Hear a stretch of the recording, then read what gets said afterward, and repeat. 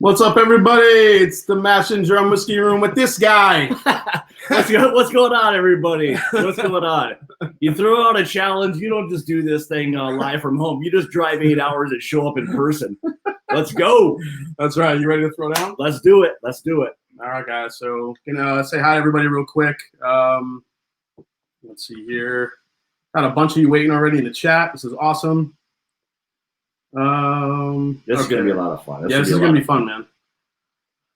Let's see. We got Shelf Turds is here. What's up, guys? Definitely go check out their channel. Cheech Ardolino's here. He's in. Donald Rants, Irish Whiskey Yoda. Let's see. We have Jeff Perkins. Michael J's in the house. Sugar Kitty. Kelsey Dime is here. What's up, man? Jeffrey Yankovic is here. Jeffrey Wack. Rick Crabtree. Richie Z, of course. Will Hendo.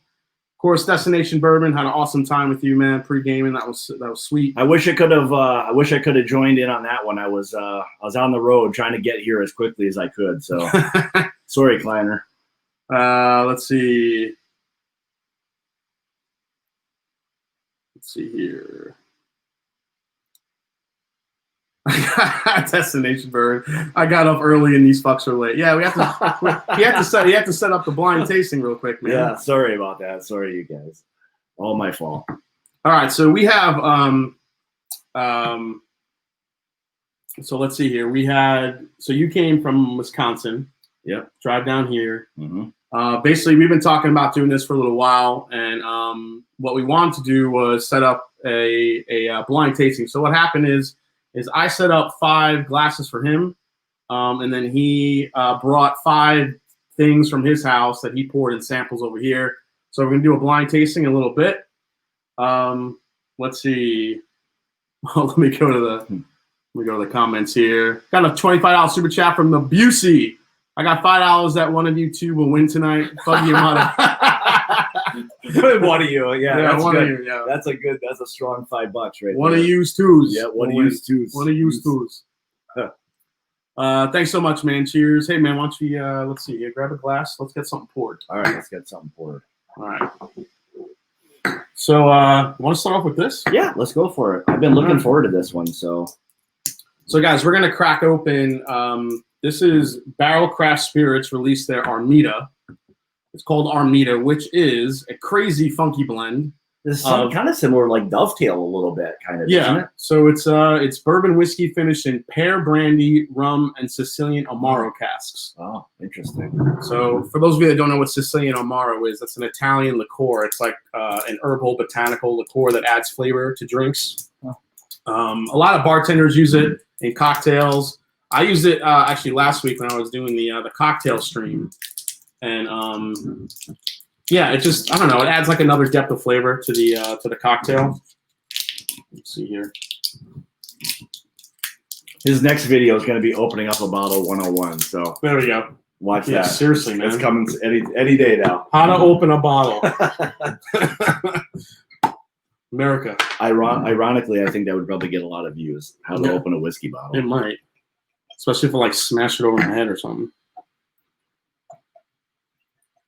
All right, guys. So here are the stats here. This is 112.10 proof. Only 2,548 bottles of this were made.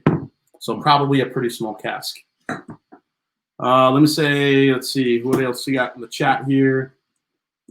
I missed some more super chats. Hey, we got Joseph Brazers in the house. What's up, Brazzers? What's up, Brazzer? Let's see. Whiskey Crusaders is here. What's up, Maddie? Nice to see you too. We have, let's see, Cosmos Mariners in the house. How you doing, man? Thanks for the super chat. He says, enjoying some ECBP 520. Oh. Cool surprise to watch you two on a live stream. Yeah, this will be fun. This will be fun. Hendo, he helped me out today, so I got a little info. He's part of the blind. He's in on the blind? He's a little bit. He knows what one of them is. So I had to ask him something. So he's in on it a little bit. So all right. I don't mind. Cheers, man. Let's go. Cheers to you. Let's get in on this. Yep. So, guys, as I mentioned, this is 112.10 proof. Man, there's like no heat coming off that. Yeah, I don't really smell a lot of heat at all. Let's see here. I have a close-up photo of it, and there it is. That's the barrel Armida. Huh. So I'll give you guys some info about it because I did let's see. It did come up in a news feed recently. Let's see here. There it is. So Barrel Armida is a whiskey release from Louisville Barrel Craft Spirits, blend of 3 straight bourbons distilled in Tennessee. So this is Dickel, finished Dickel, which were finished separately in form of pear brandy, Jamaican rum, and Sicilian Omaro casks. Yeah, it's very fruity. It's very, very fruity, very wine-esque almost. Yeah. Okay. Let's and you definitely get there's almost like a bittery kind of note. You definitely get the pear in it. I think that's that prickly pear. I'm getting the pear in that. If you've never, I've had Amaro a lot, so that's like all I can't get it out of the Amaro, which is like that botanical side. And maybe that's part of it, but you definitely get it's a weird nose, man. Yeah, it is. They've got Richie Z, keep the bourbon ride going, Jason Scott. Oh, we're going to, man. We got it. Hope you guys are in for a fun time tonight. So it's gonna be pretty crazy. Yeah, there's something that's Bill Caffrey's in there. He says he is sipping on some Joseph Bang cigar blend. Nice. Trev Wilson is in the house. What's up? The Wrench is here. Everybody be on your best behavior. You'll kick your ass out. What's up, Trev? We got a lot of wrenches. Destination Bourbon's here. Richie Z. I think DC's here too. Let's see. Hey, Rarebird 101's in the house. How you doing, man? All right. Go for a first sip. Cheers, bud. Let's see how this stuff is.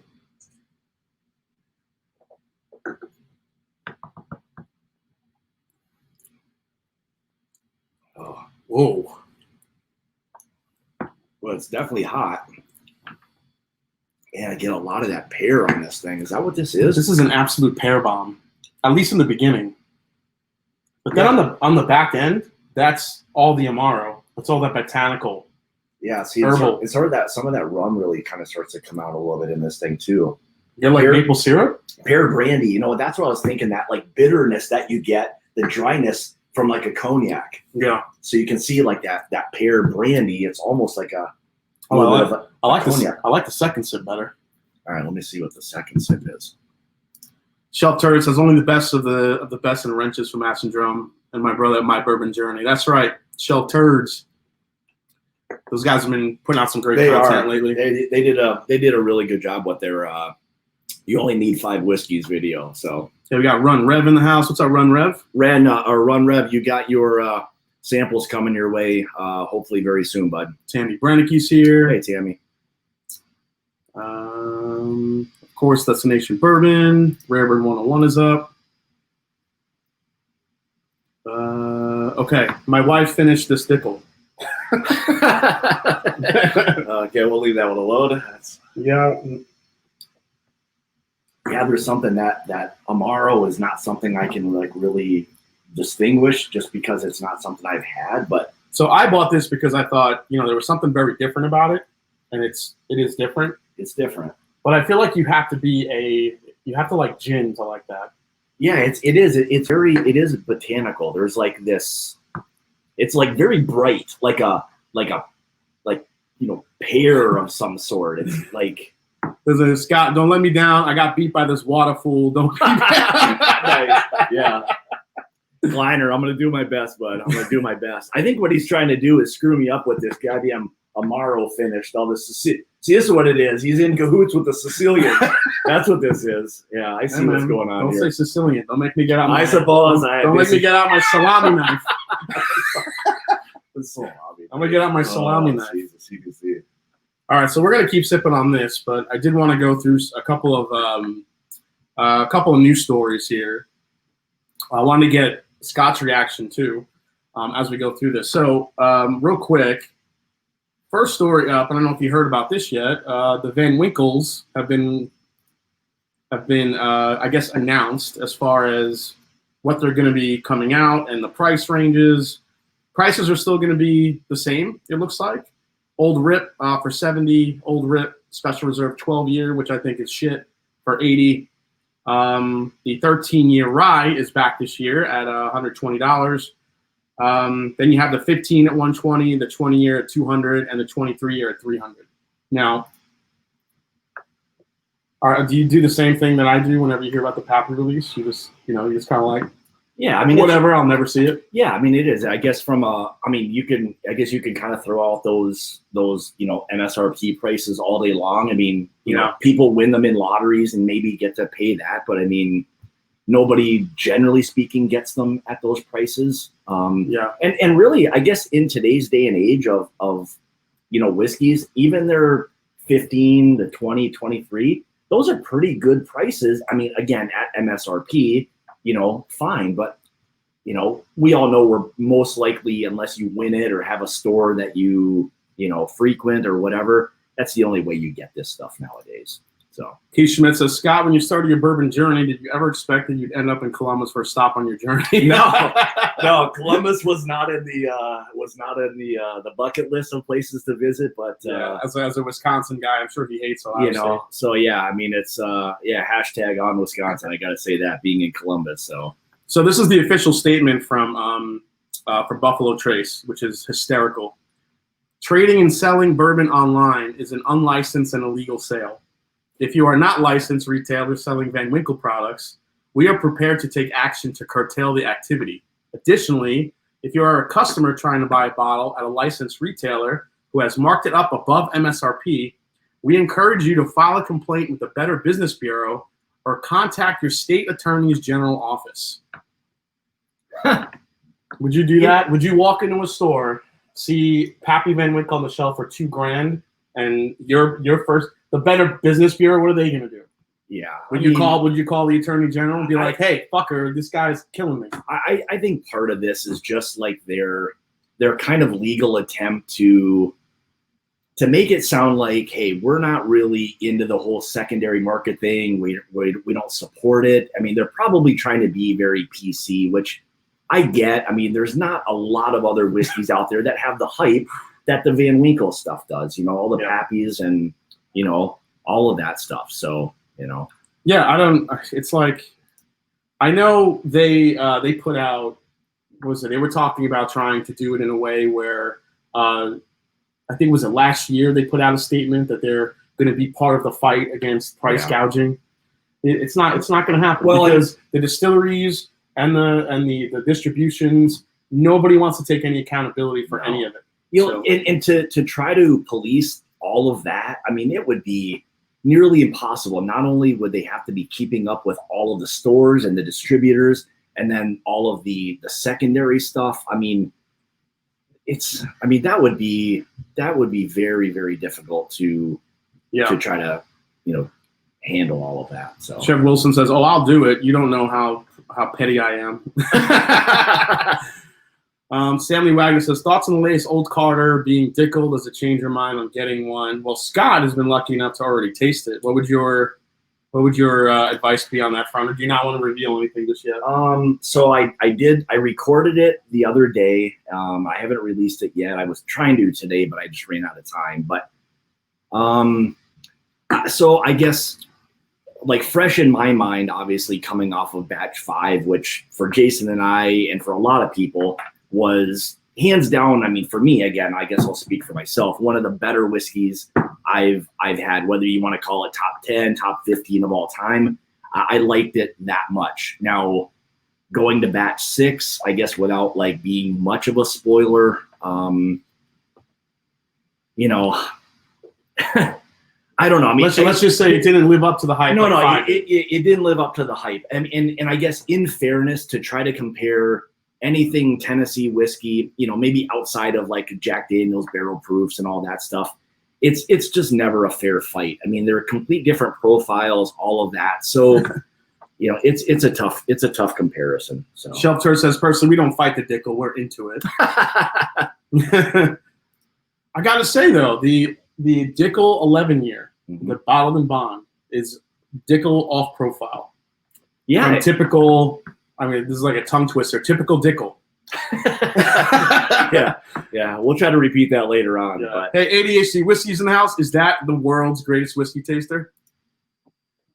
He's here. He's in the flesh. I don't know about that. I haven't won any competitions. So We only know one person that's won those competitions. Jason, you see, why would they fight the price gouging when it means all their product is sold and they made their profit? This seems like a bunch of virtue signaling in my humble. That's exactly what it is. Yeah, I mean, a lot of it's just getting the name out, continuing the hype. I mean, this is kind of like a reverse psychology almost, where like, oh, we don't want you doing those things. We don't want you doing all that. You know, we're, you know,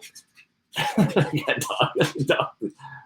We got Scott's dog. Yeah, so if you hear Scott's dog is sniffing around the whiskey. Yeah, I've got him trained to pick out good bottles of whiskey, so he's doing his hunting and stuff right now.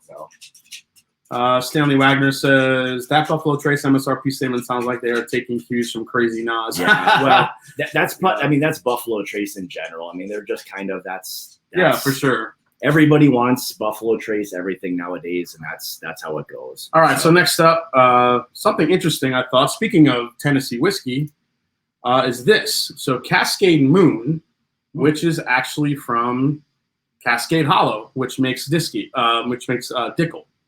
So Cascade Hollow Distilling, makers of George Dickel Tennessee whiskey, is starting a new line of limited edition whiskeys named Cascade Moon. So the series aims to pay homage to the distillery's history.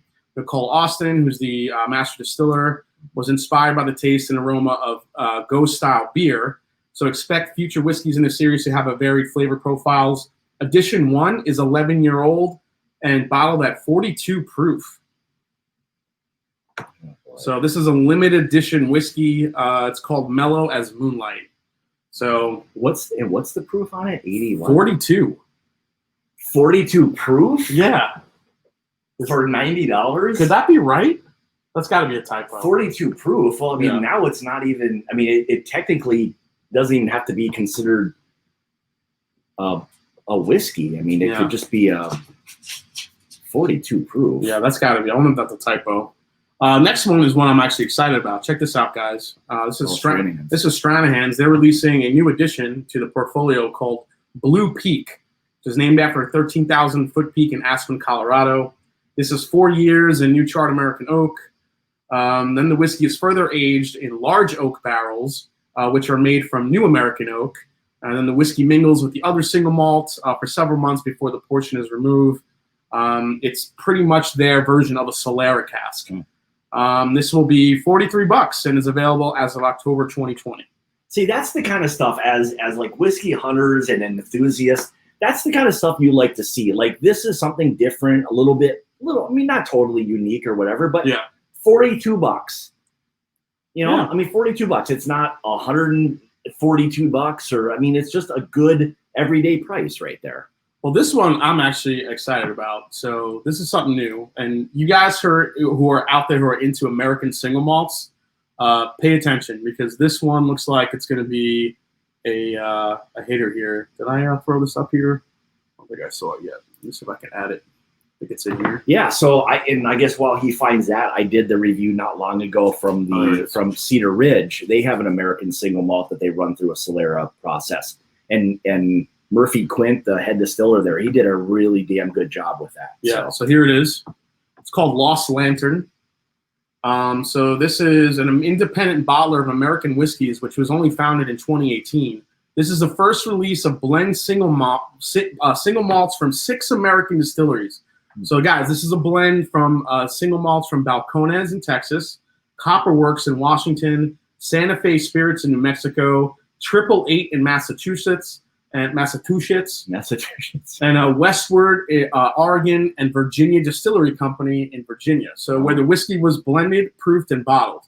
Now, the age of the single malts ranges from 2 to 7 years and were all aged in various barrels, including new and used American oak, re-toasted wine casks, and Oloroso sherry casks, among others. Only 3,000 bottles of these will be available. It's called Lost Lantern Vatted Malt Edition #1. It's available online through the Lost Lantern website and also Sealbox beginning tomorrow. Don't mention the price. October I would 15th. love to hear some people, if they don't see the price like you do, leave something in the comments as to what you think the price of that bad boy is going to be. Again, remember what he just said, in 3,000 bottles of that, of all these different distillates from different distilleries. Yeah, that's actually a good question. What do you got? How much do you guys think that bottle of Lost Lantern is? Just based on what I read to you of what's in it. Just as a, $1 million. $1 billion. Yeah, that would Yeah. be. What do you guys think about that? I'm curious. Franken whiskey. Yeah, basically. Matt's on board. He says, I need this in my life. There you go. Yeah, of course he does. Yeah. Seal Box is actually, let's see. I can't believe I haven't mentioned. They're talking about Schoolmageddon. Oh, Schoolmageddon. I think I saw Sunday Evening Scotch, $1, Bob. Whiskey Crusader is saying 80. William Davilar is 180. All right, so you guys you're 800. Sound Guru Americas is 800. Austin Scott saying 200. 95. Hey, okay, all right. It's better than I thought it was going to be. Saffrix, you nailed it. 120. Yeah, it's $120 for that, which I think is pretty cool. Yeah, I'd be okay with that. I'd be 20 to try a blend of all those great single malts. Yeah, I think it'd be cool to do it, and it's cool to see these guys like kind of collaborating to come up with a whiskey like that. So, yeah. All right. So last one, guys, is this one, which I don't know if you heard about this mother. Oh, this guy. This is the Woodford Reserve Baccarat edition. This is Kentucky straight bourbon. The Woodford Reserve Kentucky straight bourbon, finished in a French oak ex cognac XO barrels to finish the process. This spirit spent 3 years in these cognac barrels, which is a long finish for 3 years. Before bottling at the, guess what, 90.4 proof for Woodford Reserve. Crystal decanter was crafted by luxury French crystal company Baccarat, which was founded in 1764. MSRP of $2,000. Yeah. Let's be honest, guys. You're paying for the crystal bottle mainly. Yeah. But so I got to try that stuff. Oh, you did? Yeah, but I got to try the cast strength. Oh, that's right. I remember you telling me. So a while back, I went with. So if you guys listen to the Bourbon Road with Jim Shannon. Yeah, Jim Shannon. He actually won this event at a charity auction where he got to go to Woodford Reserve, and we got to go hang out with Elizabeth McCall for the day, and she took us into the warehouses. Elizabeth McCall is the assistant master distiller there. She also came through the Brown Forman lineup. She went through Old Forester and the Sensory Lab. Amazing palate. She pulled some of this stuff right out of the barrel that we got to try, and it was absolutely delicious right out of the barrel. Of course, knowing Woodford, let's proof it down to 90.4, fill it in the $2,000 glass bottle, and and that right there. I mean, if you're going to sell, I would say anything for $2,000 whiskey wise, like it needs to be at cast strength. Period. You can't water something down and sell it for $2,000. I mean, it may be really good, but there aren't many whiskeys that are $2,000 good. I mean, especially at MSRP and 90 proof. Yeah, thanks, Jeff Winbush, for the super chat. He says, just heard about today. Stupid as hell. Yeah, I agree. Scott and Jason, thanks for all the great content. Absolutely. Thanks, Pat. Appreciate that. So I got something special for you, buddy. Oh, boy. Just got it.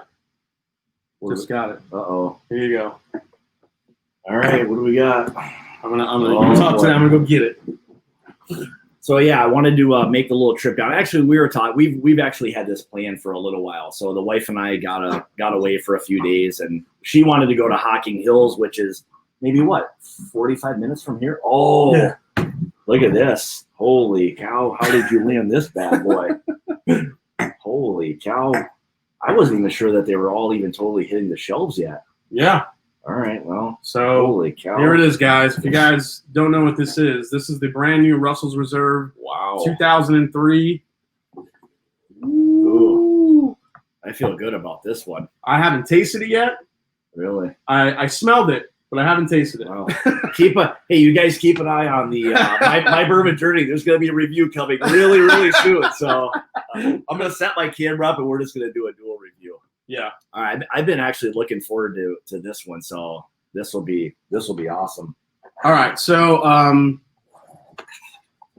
yeah, we're gonna try this for the first time right now. I don't know if 17-year-old whiskey, hey? 17. This is a 16-year-old. 16. So what was special about this bottle, and I got some questions about this because it's a low proof. Yeah, what is This only comes in at 89.5 proof. Really? So when you think about it, it's kind of disappointing. But when you factor in that this is the last juice that Wild Turkey used their 107 point entry proof. Yeah. So this was it. This was the last of it. Yeah. Aged for 16 years, and it got that low. Wow. So so a lot of people think that it's proof down, and it's not. It's actually, that's the barrel strength of it. Wow. It's also non-chill. Really it's non-chill filtered and 16 years old. So, but before we taste this, I do want to mention one thing. So jealous. So Rare Bird, who's in the chat. I think I missed a quick super chat here from Keith. He said, I bought 2 old Carters today to prevent me from trying to buy a Pappy, kill the whiskey budget on a Rye Batch 6 and American Whiskey Batch 2. You're better off. Yeah, no doubt. So next week on Monday, so at 8 o'clock Eastern Standard Time on Monday, I'm going to be doing a special live stream, a Monday night live stream, and here's the graphic, with Rare Bird 101. So what I'm going to be doing is I'm going to be sending him some of this. We're going to be doing a blind tasting, an epic blind tasting of some epic turkey to see how this one measures up. And also be the first time you're going to see David Jennings try this. Oh, that'll be kind of cool. That'll be good to see his reaction, to hear what he thinks. So that's going to be, so mark your calendar, guys, Monday night, 8 o'clock, special live stream leading up to the Junkies. Cool. I'm sorry, not the Junkies, the Whiskey Crusaders. Yeah. All right, that'll really be cool. Yeah. So and it's interesting that it's that low of proof, but basically almost like a cast strength. That's the proof it came out. That's the proof it came out. Interesting. Isn't that crazy? Yeah. You want to get a closer look at that? Yeah, that's pretty cool. I like that. I always like the labeling and stuff. So yeah. 16-year-old. Yeah, and 107 barrel entry proof. That's low. Mike Myers says not if Scott drinks it all tonight. Mike, if I drink that all tonight, I wouldn't be going anywhere. Hocking Hills would not be in my future. I'll tell you that. If he sneaks down here and drinks it in the middle of the night. Yeah. The wife wouldn't be too happy with me. So all right, so let's get a first impression here of this baby. Destination. So Klein was asking when we're trying to set up a. I think ours is like Monday, like November something or other. It's maybe. Or no, he's Sunday night. So Sunday night and then Tuesday. So we're going to try to back-to-back. So we're going to do basically what we're kind of doing here tonight. So we're going to go through the little a blind challenge. So we'll see how that goes. So MSRP on that is MSRP on this one was $250. So I mean, hey, at the end of the day, when you look at it from the standpoint of what it is, and listen, I'm a turkey nut. Yeah. So I heard this was coming out. Rare Bird 101, he announced it on his Discord channel. I was like, wait, what? Yeah. And then I had a buddy of mine email me and say, hey, I walked into my store. He's got 3 of them. I was like, what? Really?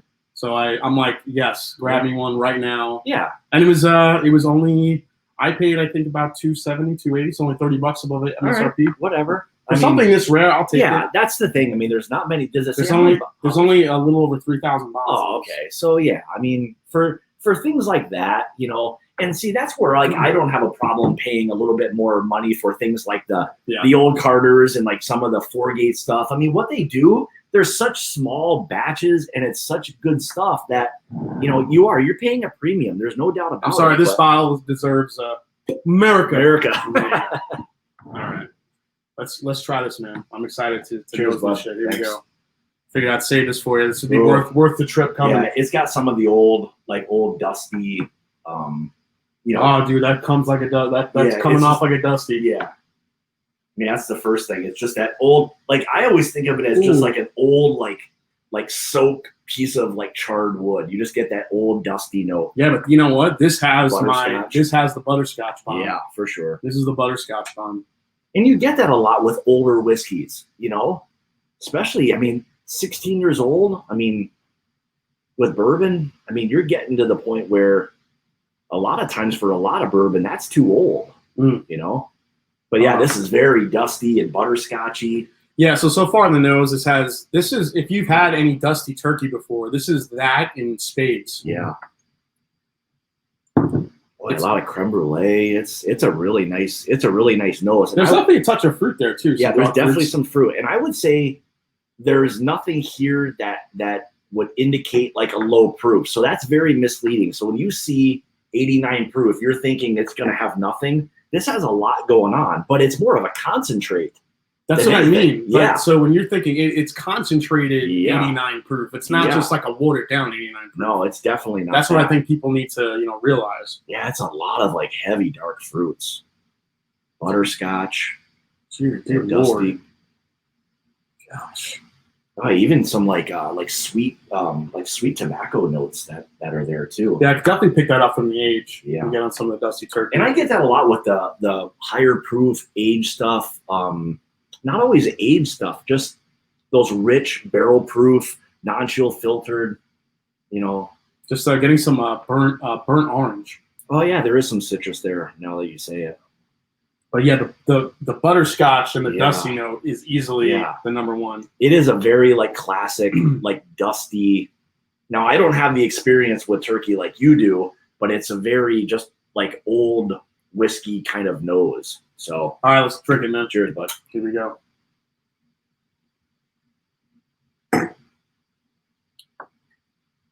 Oh, that tastes like shit. Don't anybody buy it. If you already have some, just send them to him. Oh, it's terrible. It's terrible.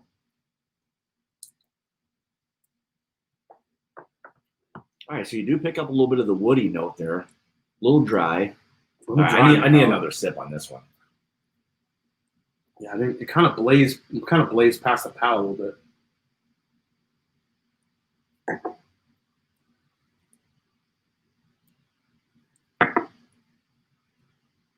Man. So is this the barrels that were too low proof to include in the Master's Keep 17 bottle and bond? I don't think so. That would be a question for Rare Bird. I tell you what, for an 89 proof bourbon, the finish on it is what's most impressive. It's quick on the palate. It's very quick. But I'm getting a lot of on the finish, but the palate, the front of the palate is a little bit quick. I would say for me, like there's still some of the wood tones that like orange zest is definitely there in it. I mean, again, you could probably tell by now the taste that it's a lower proof. There's not a lot of like heat or I would say major substance behind it. Yeah, it's a good profile. So so on Monday, Rare Bird 101. So David and I are going to be putting this against Russell's Reserve 10-year, which is a similar proof, is right at 90. Okay, that'll be interesting. The Master's Keep 17, the original one, and the Master's Keep 17 bottle and bond. Oh boy, those are some hitters. Yeah, so we're gonna see how this does against that. It's nice and oily. It coats the mouth really well, which I like. The more I'm sipping it, the more I'm liking it more. It's beginning to open up, I think, a little bit. Yeah, I mean, I would say just like for anything, you wish there was a little bit more to it there. Like, I mean, it feels like to me that it's one if it had like another, let's say 10, 12 proof points, it would be like spot on. Like for me, honestly, it's almost a little flat. There's a little flatness to it. I would unfortunately agree. I mean, it's good. See, this is where when you're trying to do all these comparisons to other things that you've had and everything, this is probably one of those bottles where it's a really good bourbon. But again, it means more to a lot of other people who are turkey lovers or whatever it may be. So, which is fine. That's part of what I think your whiskey journey or whatever you want to call it is. Yeah, I mean, Jason Coe says, don't judge an old ass bourbon on first pour. And it's true. Yeah. It is a neck pour, and they are old, so it could open up a little bit. That's a very good point. But first thoughts here are it's a little bit thin on the front, but where it's winning it for me is oiliness and the finish. It's still, it has a really nice finish. And again, it is. That's a very fair statement. I mean, we're just cracking this thing now and tasting it like this. So, I mean, this is probably one of those ones that will definitely benefit from some air. Yeah, and that's why I wanted to crack this open tonight. So this way, by Monday, this will have some air in it. Yeah. And, And I'll probably sample more just to help get it down past the neck a little bit for him. We don't want him going into this thing. Yeah, exactly. But I mean, off the bat, if this do I think this is $250 good?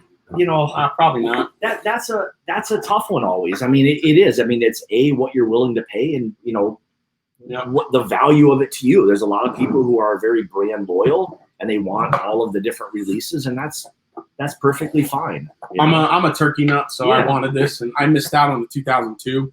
I love the nose. Like, I mean, the nose, I could smell this bourbon all day. The nose I love all day. It's that old, dusty, you know. I mean, I would say, I mean, aside from price and what it is, I mean, I would take this over this thing all day long. Like for me, this is a little funky. It's a little funky. I can't even taste that again right now. I think it's gonna mess with tasting something. And again, in fairness, maybe that will open up a little bit more too. I mean, it might. It should with all those different flavors. Yeah, there's a lot going on in that thing. That's one of those things when you got finishings that are there. You need to give these things some time. So Richie Z says I would definitely buy that at retail. Run that's Wisconsin guinea pig. Nice. Yeah. If I have to be the guinea pig for this, I'll take it all day long. So yeah, you know what? I'm gonna let that sit in the glass. Yeah, that's a good. I'm gonna leave it back here so I don't knock it over or whatever. It's very oily. Like when you move it around in the glass, there's some nice oil. Yeah, this I will say, this does not feel like an 89 proof bourbon on the palate. It's very oily. Yeah, I feel very fancy if I do this and like put the pinky. Dude, man, pinky's down. Yeah. All right, man. You ready to get into this blind tasting? All right, let's do it. All right, guys. So what we're gonna do? We're gonna set up our blind tasting here. Scott knows obviously what's in mine. I know what's in his. What we're gonna do is we're gonna figure out for each glass. We're gonna write down proof, what age we think it is, and also what was the third one? Oh, and price. Yeah, price, proof, and age. Price, proof, and age. So here are my 5 over here. Are these in? Does it matter what order? Actually, let's look at this one. That's the funky one. Actually, I can't. Yeah, you don't want to mix that in there. Do I need to? I guess it really doesn't matter what order I do these in, does it? Not really. Actually, you know what? Yours kind of does. I set it up so that you were kind of doing it in a particular order. So all right. So let me see what I've. Well, I did mark yours up too. So go A through E. And is mine numbered like 1, 2, 3 or what? Yeah, yours are 1, 2, 3, 4, 5, I think. That's 3, that's 5. So what's 1? There we go. So let's see. So right. C, D, what we got here? B, so C, D, E. And for those of you guys who are turkey fans, you could head over to my store. There's a link down in the chat or down in the description to get your Turkey Strong shirt, which I'm hoping to have by the time the Monday Live comes. That's a cool shirt. Yeah. I'm going to have to get one of those. Yeah, I think it's badass. Squashing tater bourbons all day long. If you guys have any questions for us, just in general about bourbon, about whiskey, about, what we're drinking, just any questions in general, feel free to drop them in the chat as we're working our way through this. And, we'll try to talk to you guys as much as we can here. All right, so let's see. We got 305 in the chat watching. Everybody hit that like button. Really appreciate it. So here it comes. It's MASH versus Journey. Here we go. Maverick versus Iceman. Oh, Maverick versus Iceman. All right. Yep. All right, let's see what we got here. All right, so here we'll take some notes here. So you could kind of write your guesses on this stuff here. When you want to guess proof and okay. All right. Okay. We got another or what? I do actually. Grab it. Get some of it. Yeah, this will be an interesting one. These are some of these one things. All right, so let's see. Let's start with A first. Okay. All right, so this is always fun knowing what the other person has and the blinds and hashtag Fuggy your mother. Fuggy your mother. Oh, jeez. That smells kind of oldie too. I don't even remember what your first. No, I gotta look back and see what your stuff is too. Oh yeah, there you go. Oh yeah, okay, I remember. Yeah. All right, there we go. Okay, that's what that is. All right. Oh jeez. Keith Schmidt, Jason, don't fall. Every time I get up from my chair, I don't think I'm gonna fall. Yeah, don't fall It's like down. just like automatic. If you go that way, you're really in big trouble. Yes, dude. What do you think of the whiskey room for being here? I like it. Pretty It's, cool, right? It's always different when you see it from a different perspective, of course, because you always see this. Yeah. You know. Yeah, and all the shelves are up there. Those are the Yeah. That's kind of the nicer stuff. Yeah, up this there. is really good. Yeah, we'll probably do a little damage in here, I'm sure. Yeah, That's for sure. Yeah, I need a little help. Oh man. All right, it's not super hot. I'm not getting like a bunch of heat. I'm not gonna say it's like super high proof, but you can't judge that off the. Yeah, if you guys haven't subbed to My Bourbon Journey, please do so. Yes, thank you very much. I can use all the help I can get. Yeah, I'm not getting a lot of Yeah, it's not like a lot of heat on mine. I mean, I'm getting like normal, kind of typical, bourbon notes. Is this a Huntington pen? Dude, how did you know that? Jeez, that's weird. Holy cow, somebody's really. Does Jake Miller work there? You work at Huntington Bank? Did I steal your pens? Is Jake like around here somewhere? Is he like hiding around? Jeez. Jesus, man, he must have a zoom lens. I like the nose on it. I'm not saying it's going to be very high proof. Very, very typical kind of bourbon notes, though. So we're doing price, proof, age, right? Okay, Mhm. all right. I'm getting a lot here. Price, proof, age. We're probably so screwed up between the barrel and then the new one. We've gone on a bit of a journey, so to speak, tasting all this stuff. Nice shameless plug, journey. yeah. We're going on a journey. There could be a couple more of those coming tonight. Yeah, you guys just stick around tonight, okay? Don't go anywhere.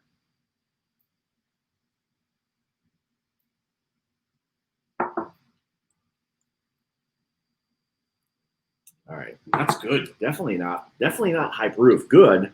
Whatever that is, that's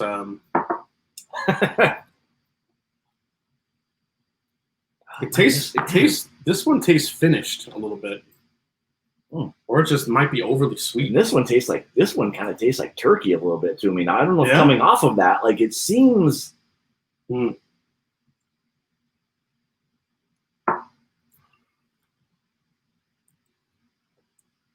Why? That's the where it says Jason is screwing you over. He gave you ridiculous shit, guaranteed. Yeah, he probably did. I mean, this is going to be something I'm probably going to be like, oh, this is just like, Old Tub or something. It's not going to be. We probably have an idea of that. Even though Klein, he may be doing this. Could be reverse psychology where we think it's all going to be high-end stuff and this is all going to be like Evan Williams white label or something like that. It could be. It could be. I don't know. I think when you get to the Jeff, then you'll know. Oh, I said too much.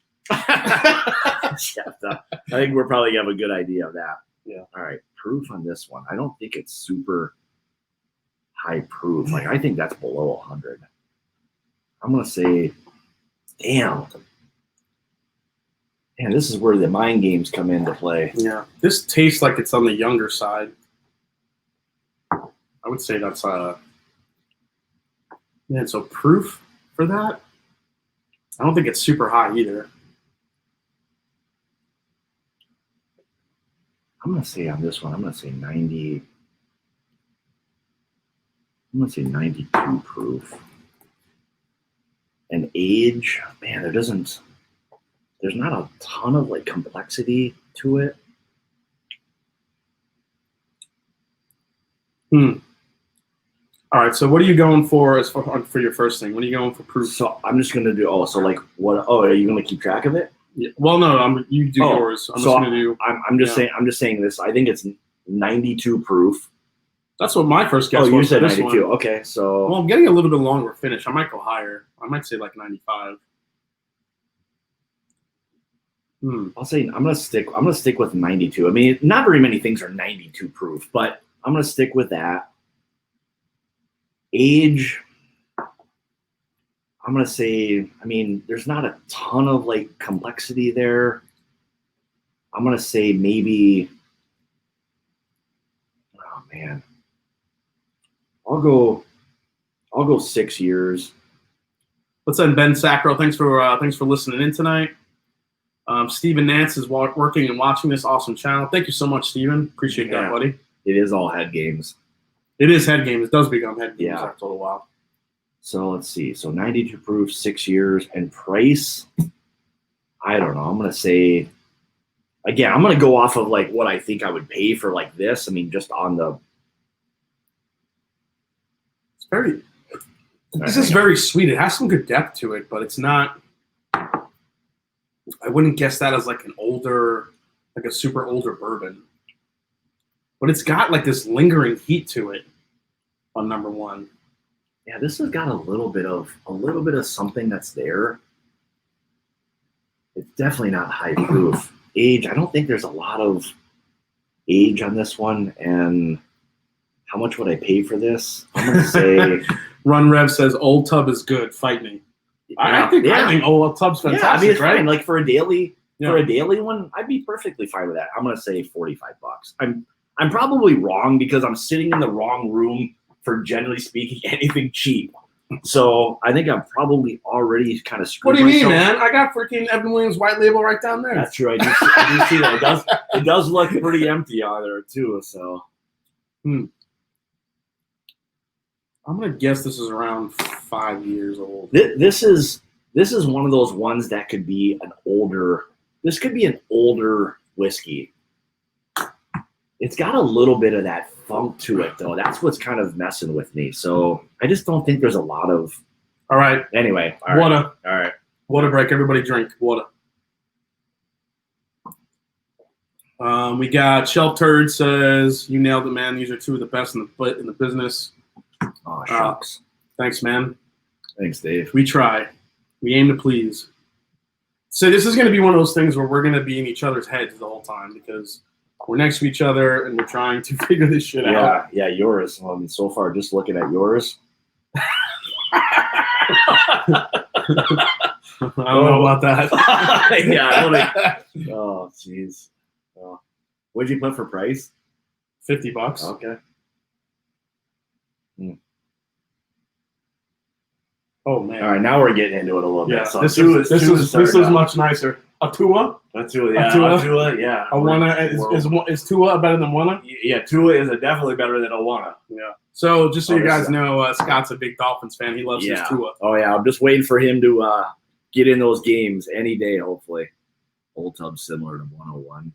All right, so this one definitely has a little bit more oomph and some age to it. So does this. Yeah, this definitely has a little more. Plus, color-wise, you can see. So we got a little bit, probably more, a little more age. Ooh, that's kind of nice. Which one are you on? 1 and 2? 1 and a Tua. 1 and a Tua. Let's see. What do we have here again? Oh yeah.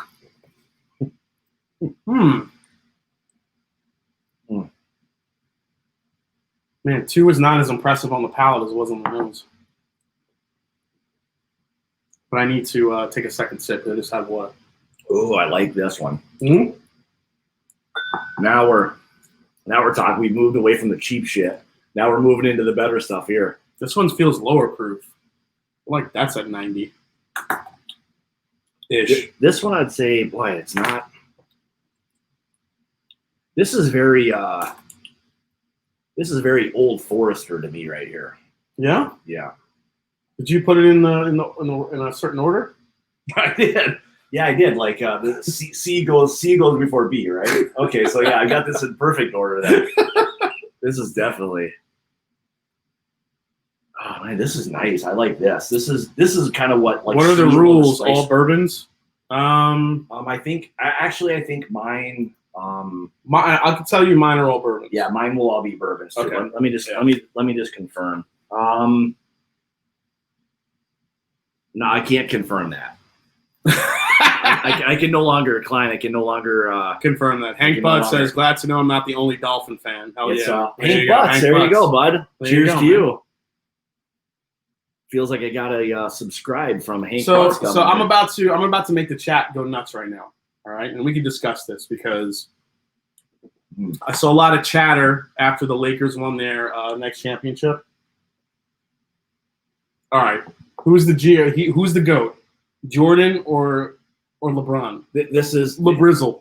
This is going to be easy because it's going to be a very generational thing. Mm-hmm. If you had people who grew up during the MJ time and you saw what he did and how he dominated, it was very much like what LeBron has done now.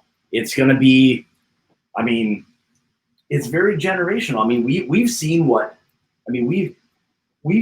like LeBron has done. Now, I guess in fairness, I would say the way the game is now is probably more difficult to play versus when MJ did. You think it's more difficult now? I think it's more difficult now. Why? Because they call ticky-tack fouls? Yeah, I mean, I just think it's... but on the flip side of that, Jordan used to get... Those guys used to hammer the shit out of each other. That's true. I guess that's true. Yeah, I guess they were during the bad boy days and the Pistons. Jordan, and it's not close. I mean, that would probably be me too. I mean, just watching what he kind of did. I mean, it was just there was really nobody in his league at all. I mean, there wasn't even like a debate. Like at the time, I mean, it was Jordan. Now you've got LeBron, who's, I mean, could be arguably the greatest. But there's more people that are close to his caliber, I would say now, than there were for Jordan. So Jonathan Spudweb. He had some ups, dude. That guy was like, guy was like 4'10". He could he was awesome. All right, I gotta right. I think this is part of the mind games. I think you guys are gonna. Destination Bourbon says LeBron, it's a timeout. Say LeBron, it's a timeout. Oh. That's it. He's threatening with his wrench powers. Yeah, that's a good one. That's a good. I mean, I'm a Jordan guy all day long. I mean, that's who I grew up, watching, and I mean, he I would put Kobe in that discussion. Yeah, he could. I mean, that's the thing. I mean, I think Kobe was the closest to Jordan that we ever saw. Now, I think LeBron's a different type of player than both of them. But at the same time, I would still take Jordan and Kobe over LeBron. And here's the argument. You can name more guys now who are closer to LeBron than guys that were closer to Jordan. Yes, I would agree with that. There's not many guys who are on that level. Like, that dude could just flat out dominate and take over games. It didn't even matter who it was. He just,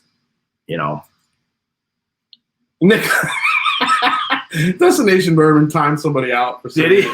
Yeah. That's good. You use those powers right there. Hey, we got Whiskey Brazil's in the house. What is up, buddy? Whiskey Brazil. Nice to see you, man. All right. Todd R says, just laughing my ass off because I know the outcome of this will be disastrous while I sip the Remus repeal that you turned me on to, bro. Enjoy. Hell yeah, Todd. That's a good one. That's an underrated one. I mean, I just saw it by me the other day. I think it was like $70 or $75. Is that about right? Yeah, I mean, that was 100 proof MGP. Dude, and Destination Bourbon in the chat can agree with this. The Remus Repeal Batch 3 was an absolute monster of a bourbon. That thing was cherry cola and all sorts of good shit. It's one of those. MGP does so many good things, and this is where you got to be smart with whiskey. Don't overpay for some of that stuff because, man, you can find some of these off brands that have the same type of stuff for a fraction of the price. So.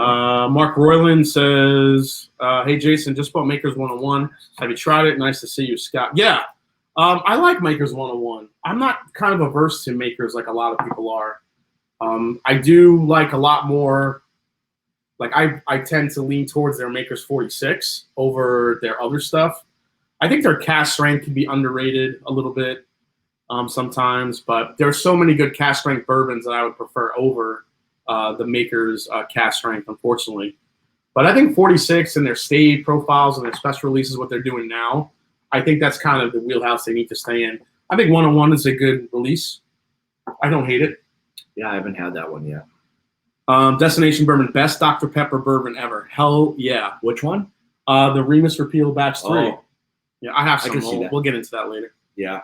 Almost enough to make you want 3 more bottles of it, Jason Coates. Oh, yes, that's right. Oh, man, he found me another one. I gotta send him money for the Batch 3? Yeah, because I wanted more. Oh, nice. Dramhound. Hey, what's up, man? Oh, I missed that. Where'd that go? P.S. Evening, y'all. Finally got my hands on Virgin Bourbon that I've been after since Mash and Drum reviewed it about a year ago. Yeah, that's hard to find. Virgin. Oh, yeah, the Virgin. I think it's only like in a couple states, like North Carolina and it's like North Carolina, Alabama, yeah, a couple others. Yeah. Now he's probably talking about the 7-year, I bet, which is like going away quickly. I think you can still find some of the Virgin bourbon, but it's not going to be 7-year age stated anymore. So what do you think? Oh, you're on the 3 already. Holy Christ! I got to get my shit together. 3 is. Oh yeah, 3 now. Now we're talking like 3. I'm just looking at this color. I'm just looking at. I don't even have to smell this bad boy. This is the winner right here. It might be. I don't know. Ooh, now we're talking. This is cherry chocolate. 3 here for me is kind of along the lines where it's something good. 3 is now we're getting. Yeah. Now we're getting serious. Now we're getting serious. Quit talking to me. Oh Jesus, dude.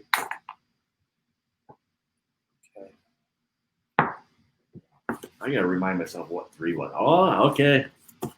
Matthew McNabb, thoughts on Cream of Kentucky, 11.5 year, $137.99. I don't know, man. Since I've had some of the 12.5 years are the ones you want to avoid for the Cream of Kentuckys. The 11 years seem to be a good sweet spot. Again, it's Barton juice. Which they do a good job. I mean, they generally speaking put out stuff that got pretty good age on it. Yeah, I mean this is a Barton. Yeah, this is a 12-year Kentucky par. I'm a fan of Barton. I like what it has. Like that's why I like a lot of the 1792 stuff. I mean, again, some of it's a little bit, well, not necessarily lower proof, but I like the profile that 1792 has. Case in point, remember, case in point, the Redwood Empire line is great for less than $40 a bottle for all of them. Yeah. I love Redwood Empire. You know what? I've not had any of it. Oh, I got them all. I've not had any of them. I've heard a lot of people rave about this stuff, and I've seen them on the shelves, and I've passed it by just because I like them better for 30 than 40 because they're 40 here in Columbus. Okay, but I've seen them in other places for 30. Okay. The Pipe Dream and the Rye, they're good. They're solid. Okay. But the one that I like to hunt is that the Lost. What is it? The Lost Monarch. What's that? Is that that's like a blend of. Oh, that's like the Boo Rye. Yeah, that thing is delicious. Okay. And that's one of those bottles that evolve over time. Love it. All right, this is 3 is something. Yeah, C is a bad boy right here. 3 is young and crafty.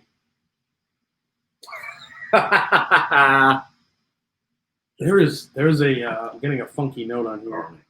Which one are you on? C? I'm on 3. Oh, okay. Funky, eh? Man, C it just smells younger. I'm getting a lot of grain on 3. You're like, oh yeah, you're wrong.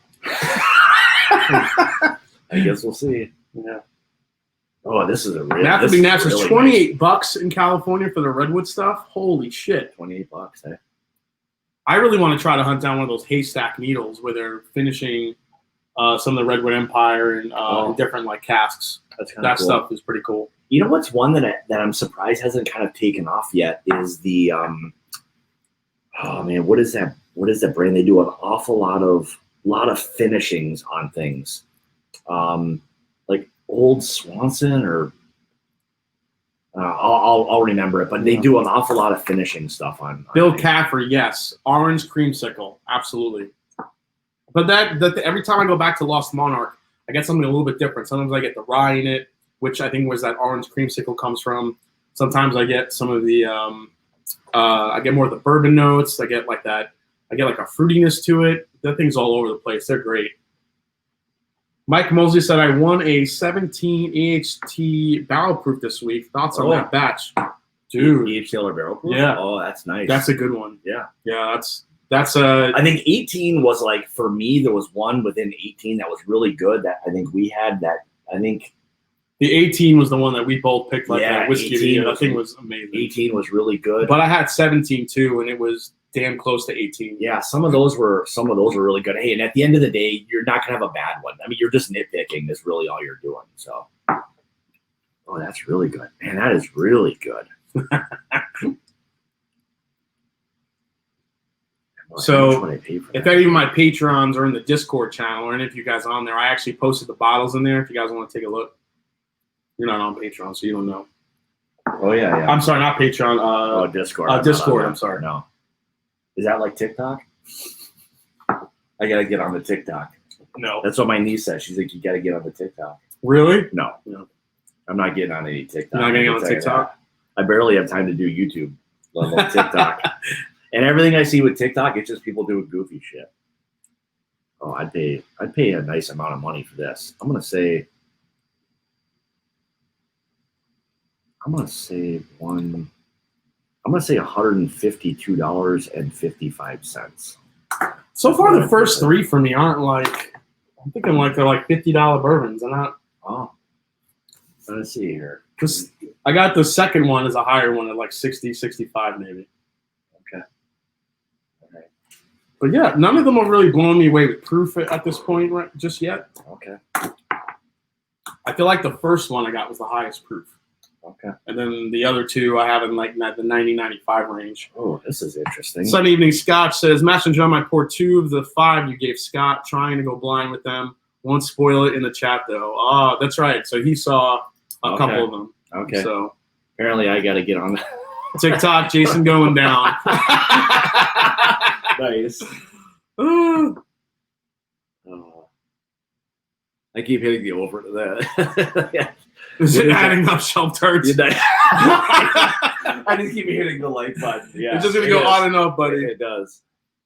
I think it is one of those minus and subtraction things, though, or it's a plus and minus type. Oh, this is nice too. Guys, the D, as always, the D is standing out so far on the nose. The D. Okay. All right. Oh, this is funky. This has got a little funk to it. What are you? You're on number 4? I'm on D. This is a little. Let's see. There's something there. It's very like smoky, or so. There's a smokiness to it. Yeah, it's actually a smoked old fashioned. It might be. Yeah, it's not even this isn't even whiskey. It's just a fucking craft cocktail that you put together, probably. Oh, there's definitely some smoke to that. Mike Meyer says Klein loves the D. Dude, the nose on that, I could smell this all day. Again, this is like a butterscotch. There's a little bit of a dustiness I'm getting here. Yeah. Ooh. God, this is cherry. Smoky, and this is cherry too. This is dark fruits, some oak. Oh man, this is nice too. It's different though. Oh, what the hell is that? That's delicious.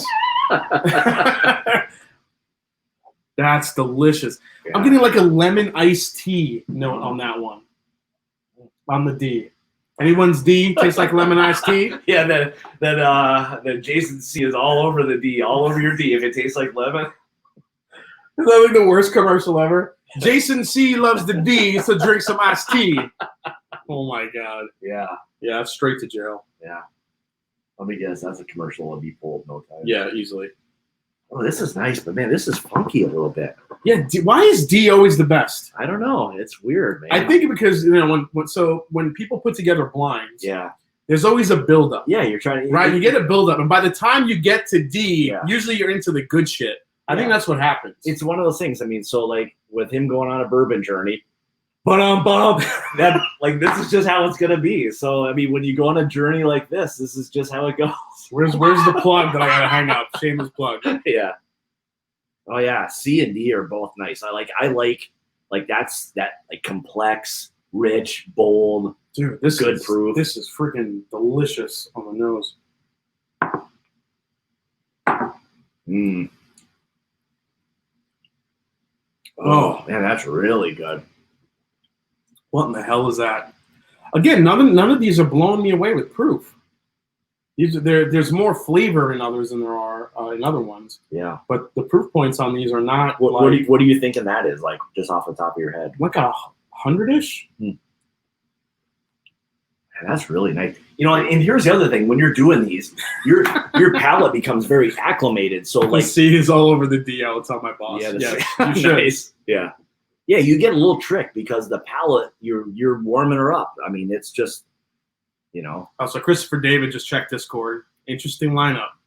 Yeah. I like how vague he was. That's why Christopher David's the man. Yeah, Christopher is a good man. I'm gonna send him a sample of that single malt. I know he likes the single malts. That one I did, the American single malt from Cedar Ridge. It was good. That Solera one, I really liked it.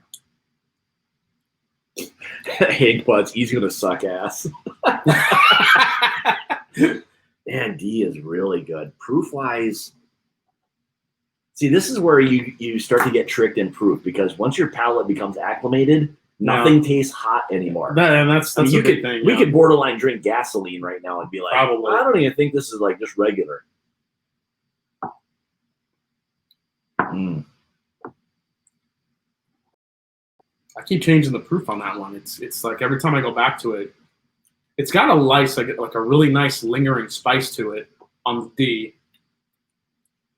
Emily changed it. It's like you've seen Florida public access commercials. Nice. If you like the D, drink your iced tea. Man, this is really good. So this has got some age and some proof to it. I think this has got some age to it as a little bit as well. I'm gonna say on this one, I'm gonna say 10 on that one. Even though it's not that dark, but I don't know. D is very complex. I'd say this definitely has some age to it.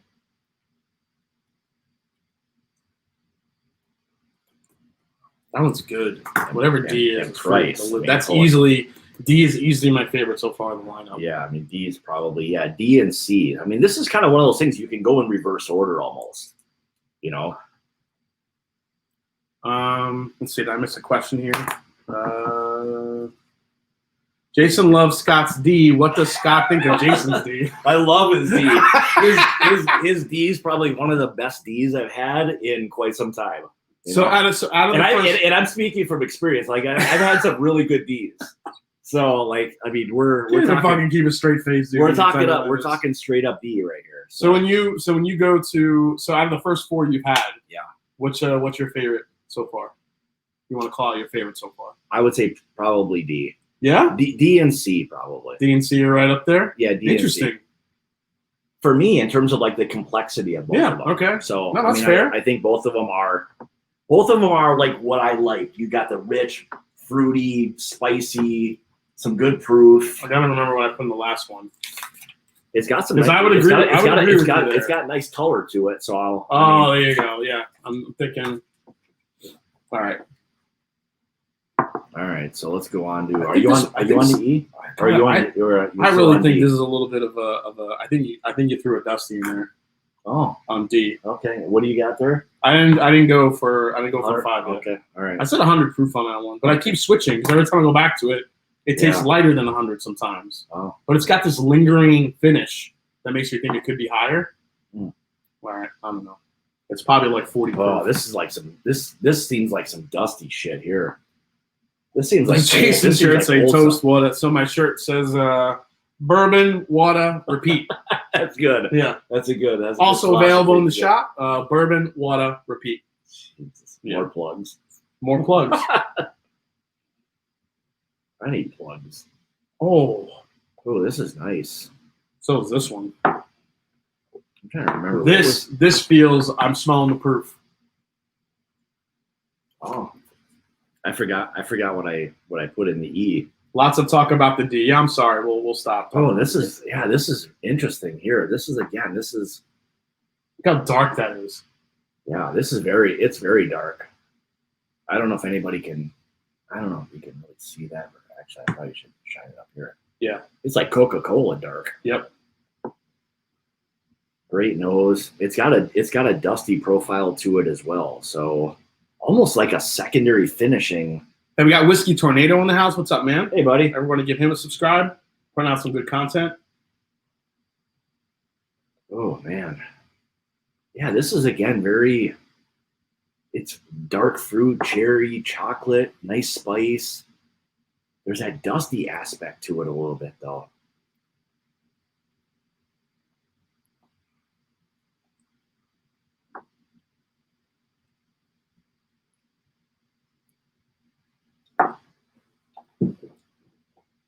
All right, so this is high proof. That's high proof. What the hell is that flavor I'm getting? That's like resetting my palate on the last one on E. What the hell is that grain I'm getting? Oh, man, E. Man, this could be like E. Almost tastes like a Stag Junior or something. It's very like Coca-Cola, cherry chocolate. You're my boy, Blue. Todd R says the ironically E is Remus Repeal. Oh no, it's not that. It's not that. This is way higher proof than that. This is fairly high. I mean, this could be. Anthony Patrick says, "Sorry, my wife won't let anyone have my lemon iced tea D." Iced tea D. Yeah, nice. That's good. The old letter D never fails to.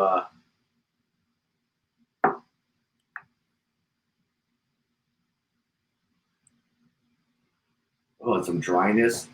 This is good. Man,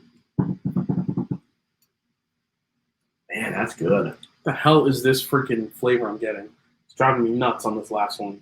Yeah, this is very much like a. This is kind of like old Carter-ish right here. This is like that kind of dusty, like American whiskey, Stag Junior, or like hell, this could even be like a Stag or something like that. This could be E could be a big one right here. This is like dusty corn barley. It's like cereal in that last one. Man, E is good too. That's probably the highest proof on that one. Let's say 122 proof. I know nothing's 100, but when you start getting up in these, you get different proofs. Yeah, this one seems like a higher proof. I'm gonna say like 110-ish. And age on this one. Age on this, and price. Age, I'd say we're probably all of. This is probably at least 10 in that 10-year. Is that old or is that what the hell is that? E has got me. E is the first one that's thrown me for a loop. Because some of the funky flavors on that, I can't tell if that's youth or if that's age. Because it's got some really funky flavors on it. I just can't kind of wrap my head around what that is. Woo! Jerk. 122. Man, I'd be. Maybe it's a Dickel Handy Blends. Oh no, it's not that. I can guarantee you, it's not. We should try that. We should blend a Handy and a Dickel and see what happens. Oh my god, a Dickel, a Handy Dickel. Yep, Handy Dickel. A Hickle. Oh, that's really nice. That's one of those ones you just wanted. Like, actually, I mean, C, D, and E are kind of those ones you just want to take your time with. Yep. And they could be, if I went back, they might even taste different right now. I mean, they could.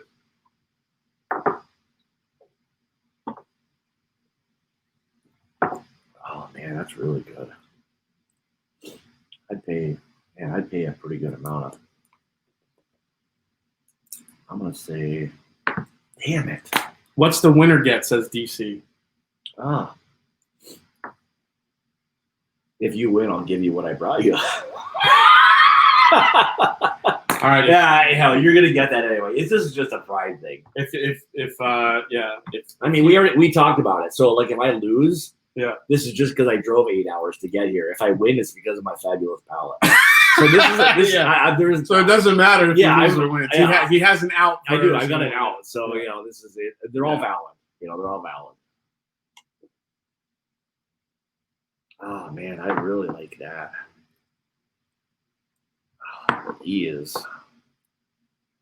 And C and E. C's got a funkiness to it. Man, how old do I think that one is? Oh man, I think that's kind of young. I think it's on the younger side. It's got to be. To it. Getting a lot of grain in that one.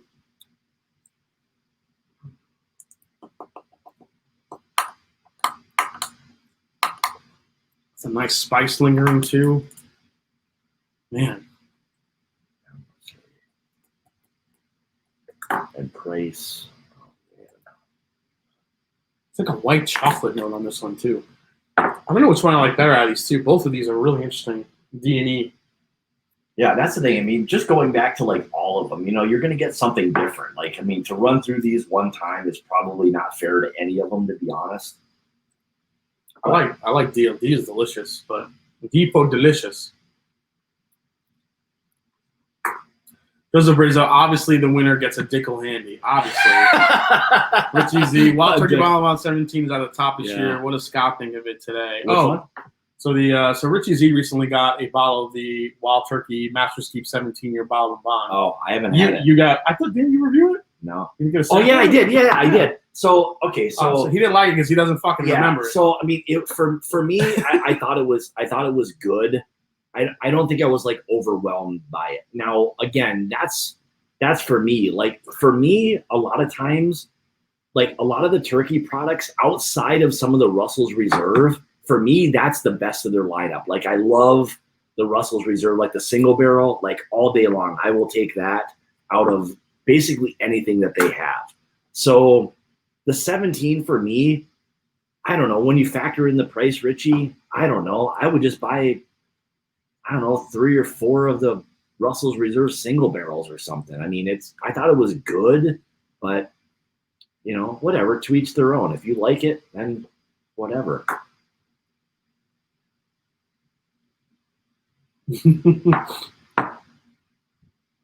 ADHD says fire, Scott. Shelf Turds, we need those PBR tasting notes as well. Oh, PBR, yes. Sorry, Big Sexy. Pabst Blue Ribbon. I know. I may be in the minority on the 17, but Stanley Wagner ordered the shirts. Damn, man, thanks. That's awesome. I do have Fuggy Yamada and Butter Pekin shirts ready to go soon. All right, those would be good. I just keep tweaking the design a little bit, but those are coming soon, guys.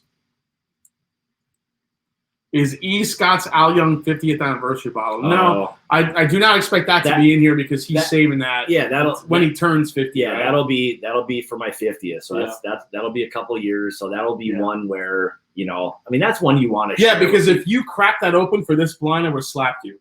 Yeah, I mean, it's just one of those things. I mean, for me, it's one of my all-time favorite whiskeys. Like, I loved what they did with that. I've had it a couple times, only pours of it, but and I think that's one that I got to convince the wife. Like, I would love to have a backup bottle of that. That's just one of those ones that's, I know it's pricey, but you only turn 50 one time, so you know. Dude, C smells like cookie dough now. See? Smell that. Back and forth. Smells like freaking cookie dough. Mm. Yeah, like really sweet, right? Yeah, let me see. What the hell did I give you? What the hell is that? Oh. Oh? Oof. Is it cookie dough bourbon? It could be cookie dough bourbon. Oh, man. Shit. I don't know. D I would pay, or E I would pay a good amount for. I think I like the D the best. I have to come up with a price on this one, though. This one smells on the younger side, I got to say. I think I'm leaning more towards younger than old on E. Man, what do I have? It's good, but it's very grain forward. I think there's some youth there. I do think it's a higher proof. Good spice. I don't know, I would say maybe. And are these are all? Are we talking? We're talking MSRP prices too. We're not talking like. Yeah, we're not going to go secondary because you know, I mean, you could guess secondary all day long on these things. Yeah, I don't know. These are some nice ones. I mean, I would say so far for me, like C, D, and E are the ones you just want to like take your time with.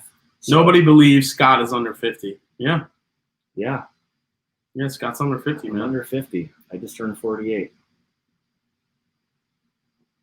I've been 43 since July. You've been? Yeah. Oh, sucks. Just a young guy. Can't put a price on the D. That's right. You can't put a price on the D. No, I did. $200 for the D. Jason's D is only worth $200, so that's what he gets. Hey, that's $200 more than I thought it was. That's worth. what I'm willing to pay for Jason's D. Yeah. So, you know, I mean, it's, you know. Keith Schmidt, Team Scott. I'm not wowed by the 17 Wild Turkey bourbon either. I am drinking it right now. Sugar Kitty. When is Scary Peeper coming out with the Mass and Drum merch called Butter Pekin? He should. Butter Pekin. Hey everyone, sorry I'm late. Hey, Bourbon Bites is here. What's up, man? Everyone gotta go check out Cliff. If Dan is 42, then Scott is 40. Nice. Yeah. Dan, who's 42? Yeah, Dan. Dan who? Like Dan from the Dan from Bourbons? Bourbons? He's not 42. He's like 24. He might even be like, he might even not even be 22. Yeah, he's like 24. Those are just young guys. Yeah, man. they're young dudes. They're young bucks. They're kind of like White Dog in the whiskey world. They're young guys. They're young guys. Yeah. You know? Let's see. I believe I'll be 48 in January. Says Run Rev. Nice. I believe. I believe. Yeah. That sounds like my wife. She believes she's a certain age too. The Drink Pro says Wild Turkey 17 over Wild Turkey 17 bottled and bond. Oh, he's not too far from here. I think he's in Indianapolis. Is he? So okay. How far is that from here? 4 hours? Nah, about 3. Oh, 3? Okay. Yeah. All right. Actually, it's less to the border. Okay. But about 3 to Indy. I drove through a lot of Indiana today, and that's flat as shit. There's a lot of corn. Yeah. A lot of corn and a lot of windmills. A lot of windmills. So clearly there's a lot of open shit and a lot of like wind through Indiana. All right. So before we do the reveal here, let's rank them. So, we're gonna rank. So you rank your favorite. All right, man. Let me. Well, the D is definitely my favorite. So number, let's say 4. So 4 is definitely my favorite. I think it's between these two here. Man, I could almost go in reverse order, to be honest. Yeah? From least to favorite, it's pretty close? Pretty close.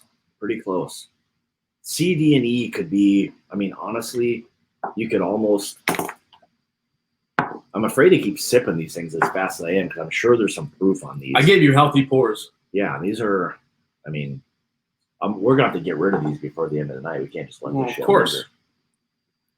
I'll have to get the wife down here. She's newly into whiskey. Actually, I shouldn't say newly. Probably the last year and a half, she's really gotten into it. I mean, that's what happens when you bombard. So do you have a gateway? Do you think there was a gateway whiskey that got her into it? I know exactly what it was. What is it? It was the Limestone Branch. The what's their whiskey that they've got finished in sherry casks? The Minor Case? Minor Case. Really? She tried it. I gave it to her because I wasn't sure like what she would do with proof and flavors and all that. And she loved that stuff. So minor proof. So the Minor Case. Wow, she went right into 100 proof. She liked the rye. 100 proof for her is about like what she likes, you know, because when she tastes this, she says to me, "Oh, you'll like that because it's full flavored." That's what she says. Stanley Wagner says, new nickname for Dan, White Dog Shook. Yeah, whatever. Yeah, make sure we get that started. No more Psalm. Stanley, we know Dan's been called worse than White Dog. So, you know, and Dan's a good dude. So yeah, Dan is a good dude. You know. Yeah, so the Minor Case. Yeah, Minor Case. Sherry cask finished rye, 100 proof. She liked it. I just bought her another bottle of it the other day. So has she moved up in proof at all? You know, that's kind of the sweet spot for her. So 100 proof? Yeah, like that, and I would say even a little bit below that. If you're, for her, between 90 and 100 proof is good, because if I give her anything like this, like we've tasted C, D, and E, she says, oh, that's like too much for her. Like she's like, that's what you like, the full flavored. So that's, and generally speaking, that comes with proof, and she doesn't like the high proof, you know, burn. And again, she has a tendency to drink it a little bit too fast and like a lot of it. So it's a bad combo when you're trying to drink these things that quickly. So yeah, I'm not far from you guys. Would love to join, but apparently I'm supposed to quarantine 14 days. Yeah, Ohio just got back on a lot of the people's lists. Oh, all right. Yeah. All right. Well, okay. Yeah, I need to look into Minor Case Sherry Finished Rye. Sounds yummy, says Cliff. Bourbon Bites. Yeah, it's that's interesting. So yeah, so same thing with my mom, and so my girlfriend, she, I tried to get her to taste some whiskeys, and so I went right for Angel's Envy, thinking that would be her gateway. You know what? Here's my she liked it. So gateway. Oh, she did like it. She did like Angel's Okay. Envy. Yeah. So sometimes that's where like port finish can be like one of those things where either you love it or you hate it. Because I've had some port where it almost has like a rancid note to it. And that's bad. Like, I mean, for me, there's some port that like I can't even drink some of them. But anyway, so yeah, her gateway for a lot of people, I think, and again, she likes rye whiskey. I knew that already kind of starting out. So Minor Case. All right, which one do I rank first? Hmm.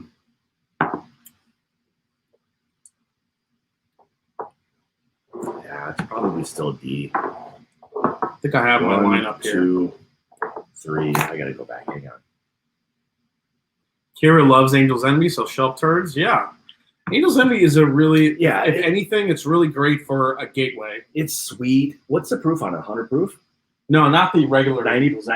I think it's like 90. Okay, so again, you've got something with the port being sweeter. The rye is 100 proof, but it's also $100, and it tastes like maple syrup, and it's very sweet. But what's just the regular Angel's Envy? What's that? Yeah, it's like 90-ish. proof? Yeah, 90 something proof, I think. You know, so you're talking a port finish. You got some sweetness.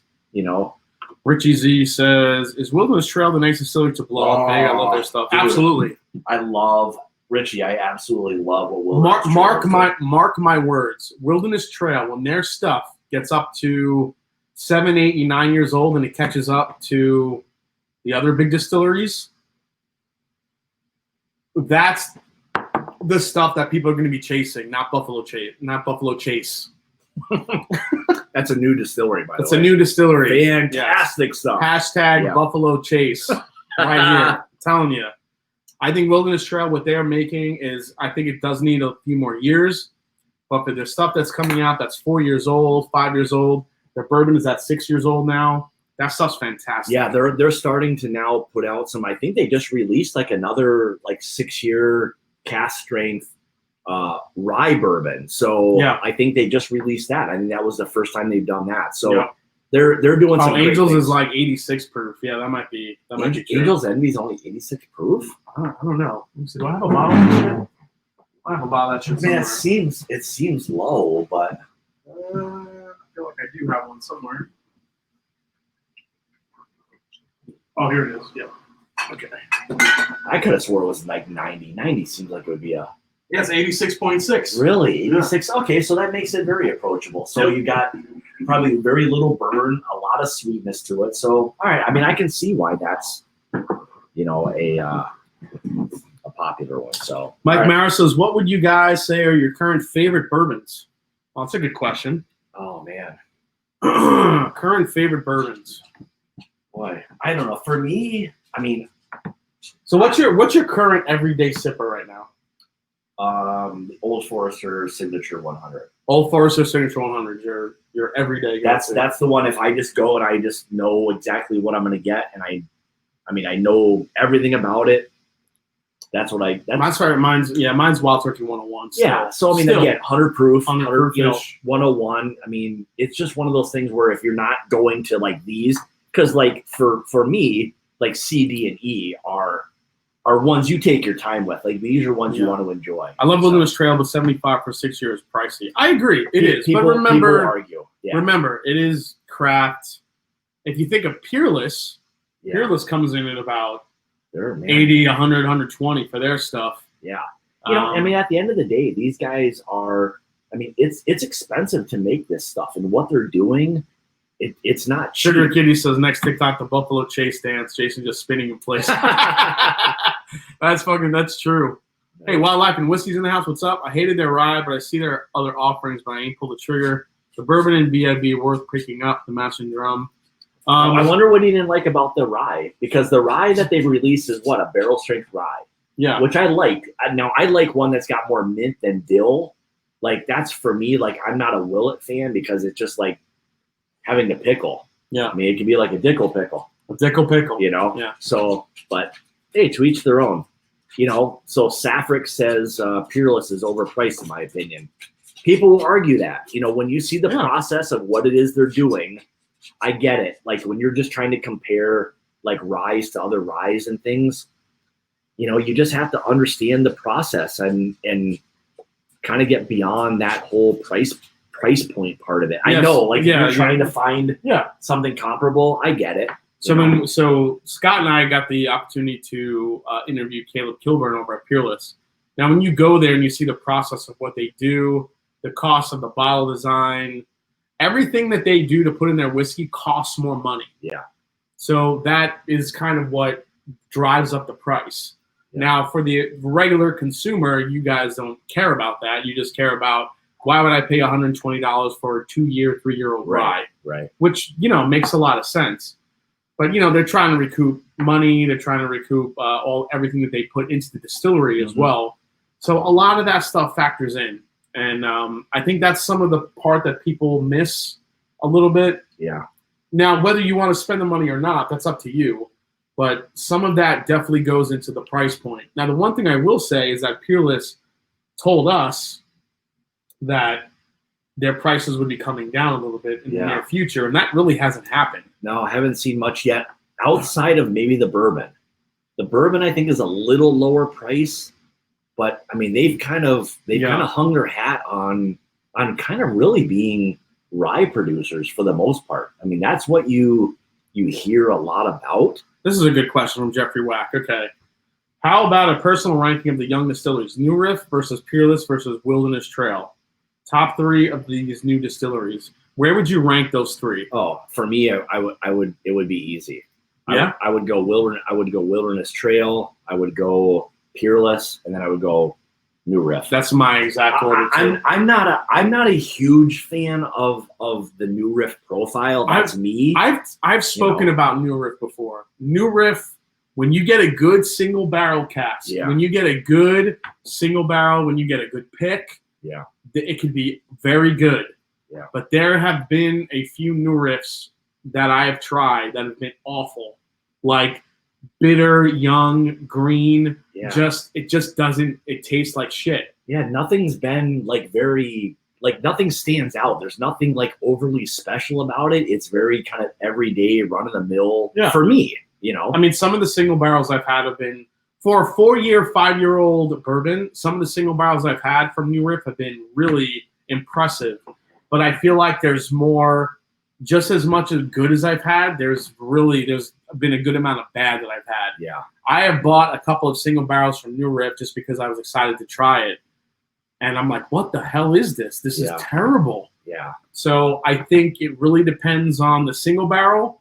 Sometimes you get some really amazing, complex and balanced flavors. Sometimes you really taste the youth. Yeah, unfortunately, you do. I mean, that's same thing with me with like New Riff. I get a lot of that. I would actually throw Woodinville in there before New Riff. Yeah, I would agree. I mean, I think what they're doing now, especially their newest stuff. I mean, going back like several years ago, it was not very good. Yeah, but I mean, I think what they're doing now, there's some really good, I guess, craft distillers out there that are now starting to do some really good things that aren't going to be, super youthful, all of that. So, I mean, it's just one of those things where you've got to sometimes, when you get away from Kentucky bourbons or MGP, there's some other really good ones. But again, age has a big, it's a big factor in things. Actually, another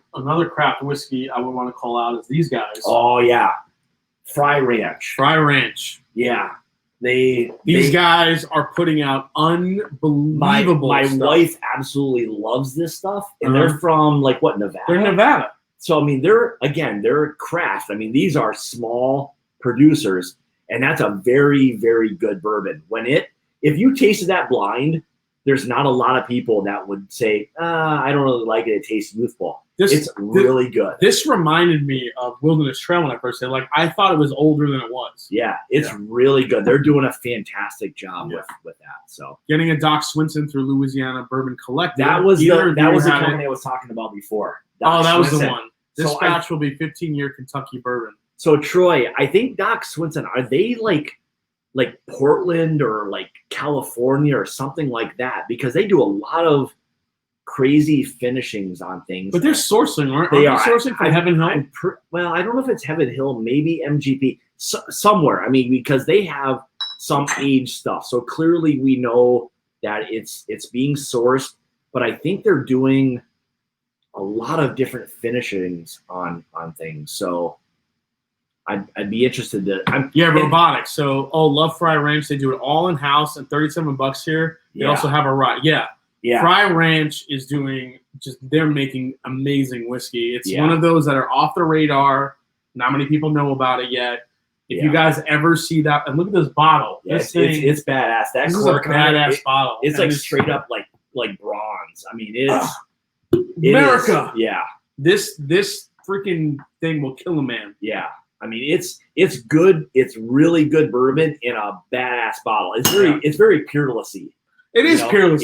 It's like a taller, thinner. Yeah. It's a very cool bottle. I mean, it's very good. If you compare the bottle styles. So very, very similar. Kind of similar to the corks and the style, kind of. Yeah.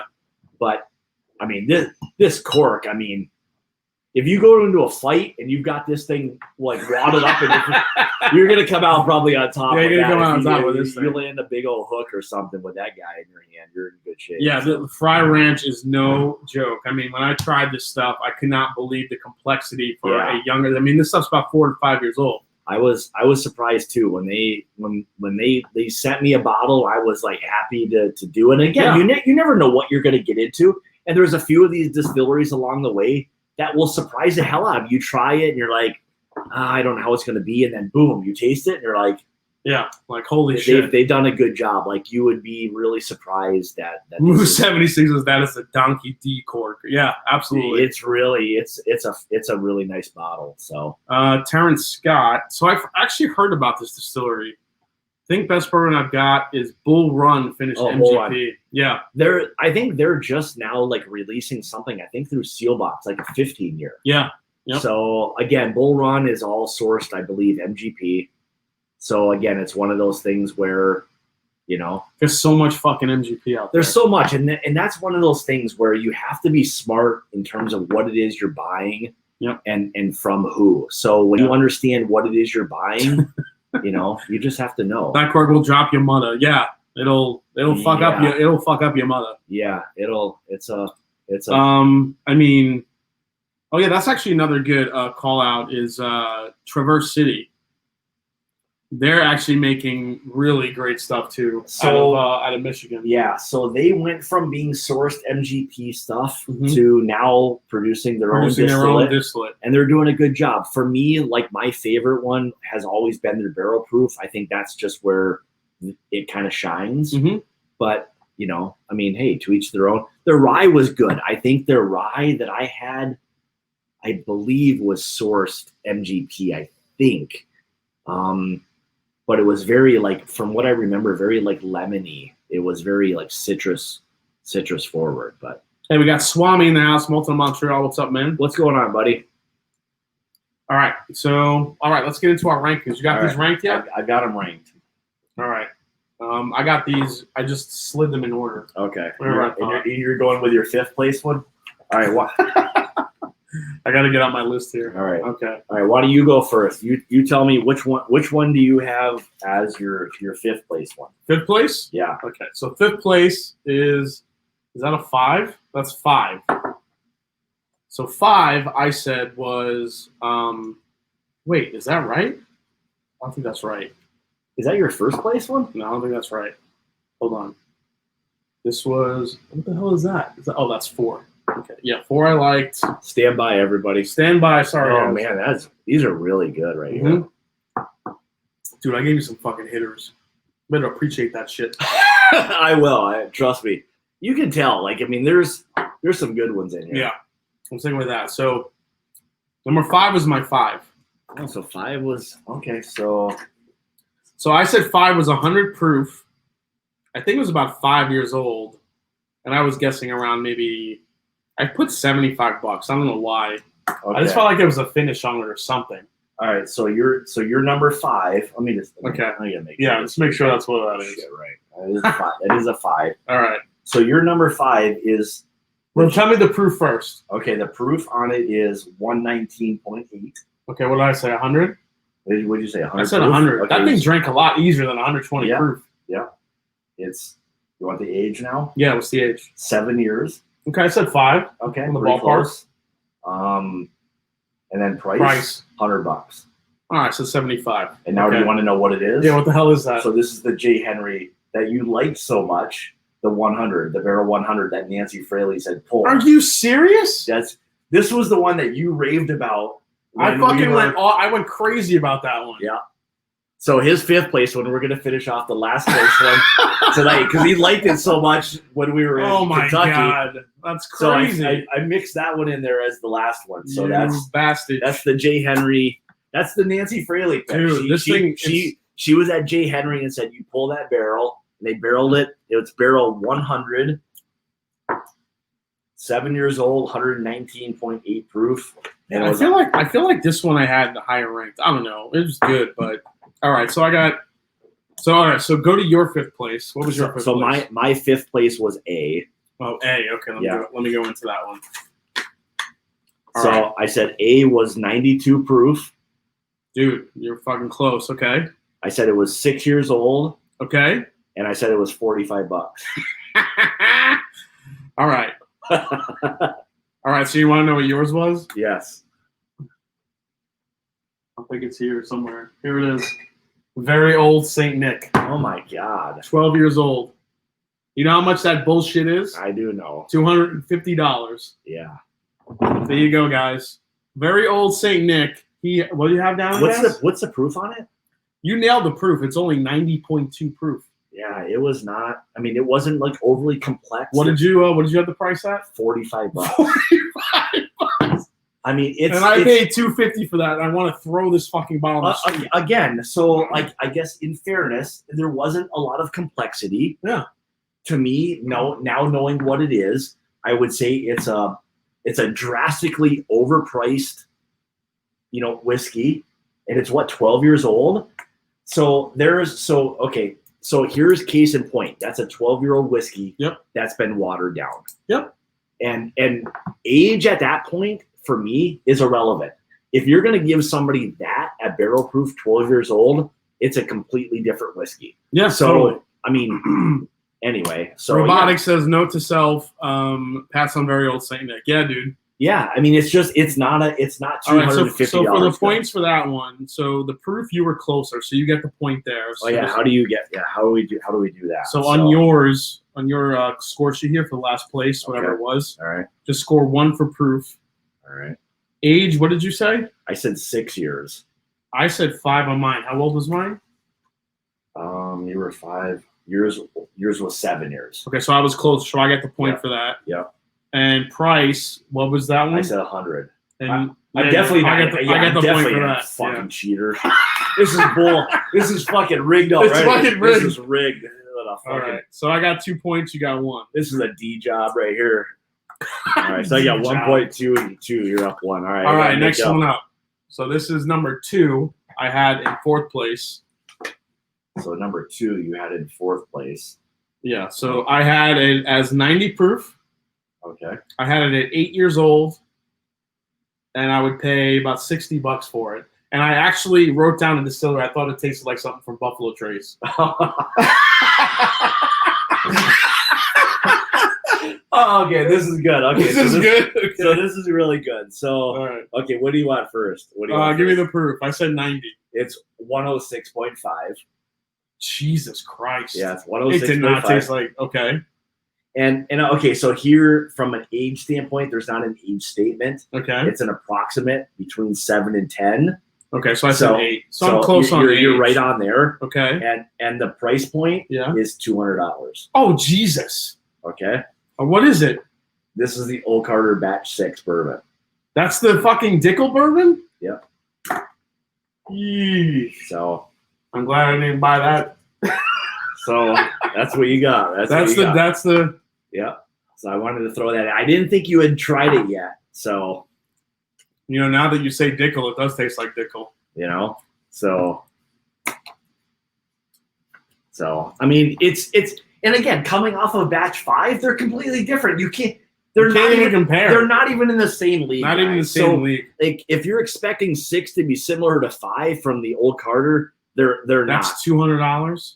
I think all their stuff is $200, isn't it? Well, that's true. I mean, I think all their American whiskeys, their ryes, everything is like $200. All right, go to your 4th place. All right, my 4th place was B. B.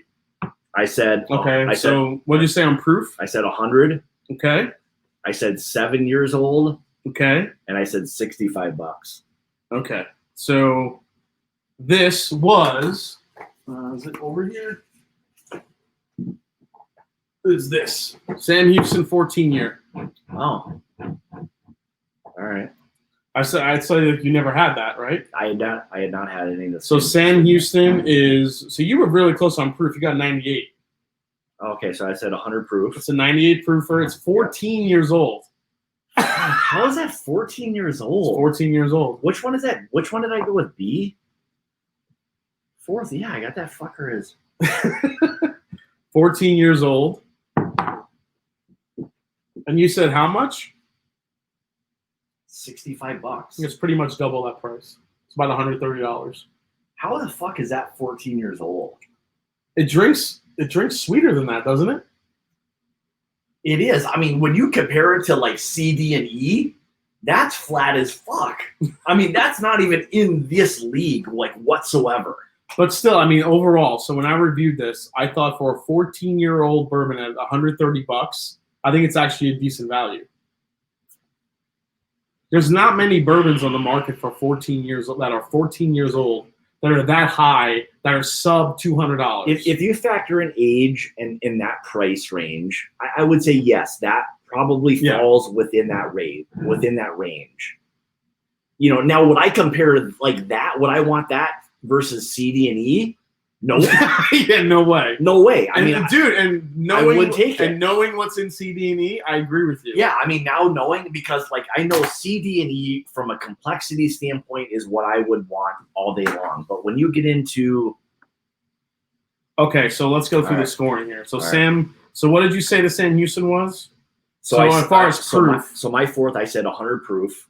So you got a point for proof. Okay. On that one. I said 7 years. Okay, and on mine, for my 2, I said it was 8 years. You nailed that. So I nailed that. It was so between it was blends of 7 and 10 year barrels. And price, I said mine was 60. What did you say? What did yours say? I said 65. Now yours was 200. And what did I say? $60? Yeah, you got that point. Because you're closer. Okay, yeah, that makes sense. I thought that shit was like a $60 whiskey. $200? Yeah. $200. That's crazy, dude. You know, if you go with your standard MSRP. So it should be 3-3 right now. 3-3. 3-3. Okay, here we go. Here we go, baby. We're going into C. We're going into C. Okay. All right, here we go. All right. If it's a tie, we have to do a blind off. What do I have as a blind off? I do have a blind off. Yeah. So okay. I could do a blind off. So Jeffrey Wack says, what did you say there? Jeffrey Wack, which batch is the Sam Houston? Tennessee, right? No, this actually was the Indiana one. Wait. I'm sorry. Was it Indiana? Man. No, it was Maryland. I'm sorry. It's Maryland. It was the Maryland. I don't know. Jeff, I don't know, man. Like for me, for what is it? $150? $130 for the Sam Houston 14. It's Barton juice. Man. No, you wouldn't pay that for that? You don't think? I don't know. I don't think I would. Scott's very confused right now. I don't think I would, just based off of that. I mean, all right. I mean, all right, let's go to let's go to the good stuff here. Okay, now we're gonna get into it. All right, so mine here. This was number 1. Number 1, I said was 100 proof. I thought it was about 7 years old and $60. Okay, so what was the proof? 113.4. All right, so I was way closer to that. Yeah, drank like 100 proof. 113.4 proof. Age? 5 years, 6 months. Okay, I said 7. Okay, and price? $90. 90. I said $60. Yeah. All right, so pretty good. All right. So all right. Not bad there. I think I got kind of the line there. All right. All right. What was your third place? My third was C. C. Yep. You love this one. I like C. So I said proof wise, I said 117. 117? Yep. Okay. I said 10 years old. Okay. And I would have paid $152.55. You're an idiot. Yeah. Oh no! What the hell? Oh my god! Yeah. Oh man, C is C good. You like C? I like C. Yeah. I mean, C's third. I mean, really, honestly, C, D, and E. I could have. I mean, on any given day, you could have flipped these. Let me grab C here. This is C. Oh, this is that Labaud or whatever it is. This is the Bardstown Chateau de Labaud for C. Dude, you fucking nailed the proof on that one, man. The proof is 118. You said 117? Fucking A. Jesus, dude. Fucking professional. Fucking nailed that one.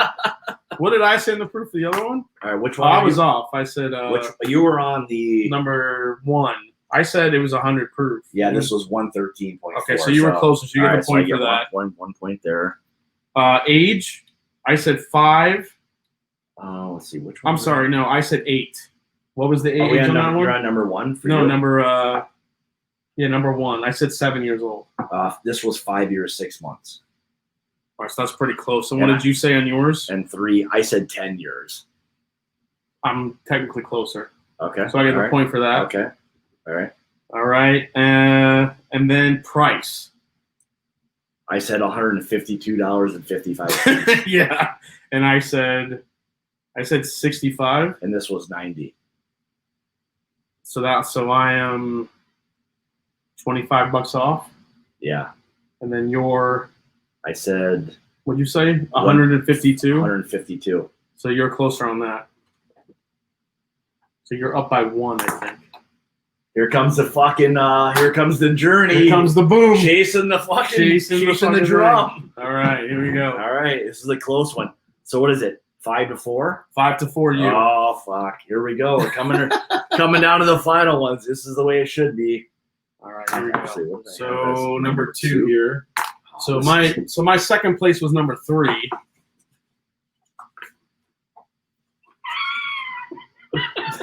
What? Okay, well, this is awesome that you. Wait. Okay. My second place is number 3, right? Okay. Is Hendo? Yeah, is Hendo in here? I don't think he's in here anymore. We've been marathoning this bad boy, so. Yeah, I'm kind of sweating right now. Damn what a it. flight! I hope Hendo's in here. You'll see it. I'll have to send you something. So, all right. So number 3, Yep. I thought was 95 proof. Okay. I thought it was 6 years old and $50. Okay. All right. All So right. what do you got? Proof? You want me to tell you? Proof. Proof is 115.3. No fucking way that's 115 proof. 115.3. Proof. What? Yep. There's no way. Telling you, that's why I put that fucker in there. I knew this would probably do fairly well.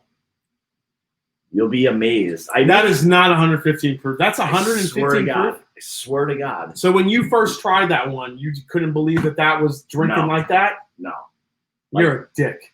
I knew. Like, it was like, and when you hear like what this is, yeah. I guarantee you've never had this before. Okay. All right. So I'm fucking way off on that. Yeah, you're off on that. Okay. And then what was the other one? Age. What did I say for age? I said this was number 3. I said it was like 5 years old, 6 years old. So it's 4 years old. Okay. So 4. So I'm 1 year off. So Yep. I said 5. Yeah. In price, I had it like $50. $75. Okay. All right. This has to be some kind of craft shit. Yep. Is it? So it's from ASW out of Atlanta, Georgia. Yeah. From called Fiddler, and it's the Georgia Heartwood. And what they do is it's 4-year like whiskey, Okay. bourbon that like at the end when they at 4 years they then dump charred staves into the barrels. Like I don't know what it was. I thought he said like maybe up to 20 of them for a few months. And then that's where you get that like finishing aspect to it. So it's very much like what Makers does with the staves. Oh, interesting. So you get that like so there's like a spiciness to it. Yeah, there's like a chocolatey. There's that like almost like a double barrel. So it's weird because I could taste the youth in it. Yeah. I nailed like the age. Yep. And the price I felt like could be in that 50 to 60 range. Yep. But that drank a lot easier than 150. And this is these are single barrels. Okay. So these are single barrels that they basically put charred staves in for I think a few months. And it's about like 4 years. Like Will said that most of their stuff is right around that 4 year okay. Age part. So dude, that stuff's pretty delicious. Pretty damn good. Yeah. I was surprised when I tried it. I was like done with work. I'm like, oh, bust into this. I'm like, fuck, this is good. All right. I really like it. Let's go to your second place. All right. What do you got, buddy? My second place was E. E was second place? Yeah. Really? You had that second? I could have gone back and forth. D and E. These two could have been fucking. It could have been reversed. All right. So what do you have for E? So I said, so what was your proof? I said 122. Okay. And I said aged 10 years. Okay. And I said $155. 155. Yeah. Wow. Am I way the fuck off? This is gonna be like. This is my curveball. Like you just fucking into me. This is gonna be. Is this gonna be like some fucking cheap shit? No. Fucking wait. So this is, dude. This is fucking why I hate Texas. All you fuckers from Texas, like Texas tricks the shit out of me every time. Yes. I knew there was some. What is that? Which one is this? This is fucking E. So listen, this is the Iron Root. Fuck you, Texas. This is the Iron Root Harbinger. This is the YouTuber pick that we all picked together at the Bastards Ball last year. Man, it's good. Isn't that fucking amazing? It's good. I knew there was like some smokiness to it. Yeah. I said, I'm like, there was some smokiness, but I wasn't putting like 2 and 2 together to think like Texas whiskey for whatever reason. Yeah. But there you go. You got that mesquite. This is the pick that we all did collectively. What is that shit? Like $40 or? Oh, I guess it's $70. Fuck. And the regular one is okay. All right, this is a holy shit. That's 131.86 proof. Yeah. All right, I wasn't too far off, but shit, I did not drink like that. Right. So you were actually pretty close on the. What did you say for the proof on that? I said 122. It's actually 131.86. Fuck. And you said what? 10 years old? I said 10 years old. It's 32 months old. It's not even 3 years old. See, this is the thing with Texas. This is how Texas would trick you. That freaking advanced like aging and that heat that they have. I should have fucking known. Moose 76 go, how many days old is it?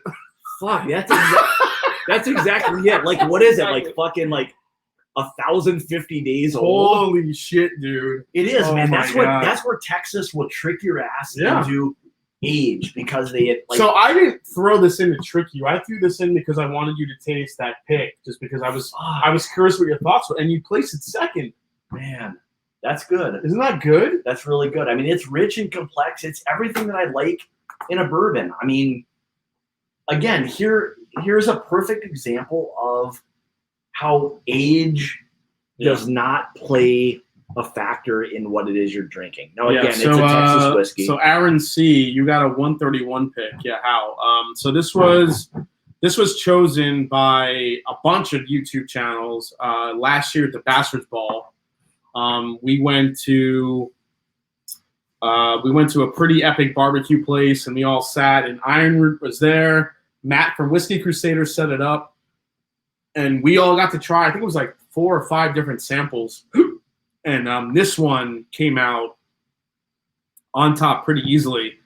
The amazing thing about this, dude, so they bottled like half of what was available. Mm-hmm. The rest right now. The rest of that barrel is aging in an Armagnac cask right now in Texas. Yeah. That's going to be so when that thing is ready, can you imagine the flavor? That'll be really good. I mean, I love like a good Armagnac too. So yeah, that's what what do you say? Yeah, Salt Lick. So we were at the epic Salt Lick when they do the open. It's like the open oven. You see the meat just hanging everywhere. This thing is a fucking beast. That was E. All right, so let's go through the stats here. Fuck you, like here's where you fucked me in the form. Yeah, I kind of killed you on this one. Yeah, you did. So I'm gonna lose a lot of points on this guy. So on number 1, well, I was off on the proof because the proof that did not drink like the proof. All right, so you're at number 1. No, you're not at number 1. So yeah, number 1 I said was 100 proof. Oh yeah, okay, so you're 113.4 proof. And what did you say this was? I said 122. So, and this is, you're actually closer. Oh, I got you. Okay, so you're actually closer. I get 1 point for that. You get 1 point for that. But I got you on price, and I got you on. So I got 2 there. I said, what did I say? $155. Yeah.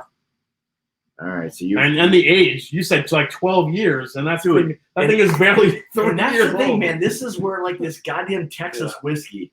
So is it 7.7 right now? What do you got? No, I think it's 7.6. All right, so I got 7, you got 6. Yeah. All right, we're going to number ones, everybody. All right, this is where we're. This is the big. This time is the here. freaking showdown here. All right, so my number 1 was number 4. Okay. Okay. Is it something stupid? This is gonna be like. This is gonna come right fucking down to. This couldn't have gone like any easier. This is kind of like coming down to like game 7 of the NBA Finals or I something. don't know what the fuck number 4 is, but it's delicious. So number 4, I guessed at 110 proof. Okay. No, I'm sorry, 100 proof. Okay. 100. See, All right. I just want to see. Okay. Did you say 100? All right. 100. 100 proof, 8 years old. Mm-hmm. And I thought $100. Okay. Okay. So what do we got? So you want proof first? Proof first. 139.6. Dude. My palate's shot. It's 130. My palate's fucking. It's 139.6 proof. My palate is like fucking with proof now. That's Yeah. crazy. Okay. And age. And age. So this would be an average. Okay. So it's between 6 and 12 in terms of the blend. So let's just say 8. So that's what I said. 8. Okay. So Okay. 8 years, and price is $200. Okay, I said 120. Okay. All right. And that, do you want to know what it is? Yeah, what is that? That's the new 130 something proof? 139.6 proof. Almost hazmat? Yep. What the hell is that? Yep. This is the new Old Carter Batch 4 American whiskey. Oh my god, dude. It's good. That's so good. I told you. It's good. Their American whiskeys are home runs. If you guys are listening, Old Carter, what they do with their American whiskey, it is like they're top notch. They're all consistently good. It's worth $200. All right, so averaged out, I nailed the age.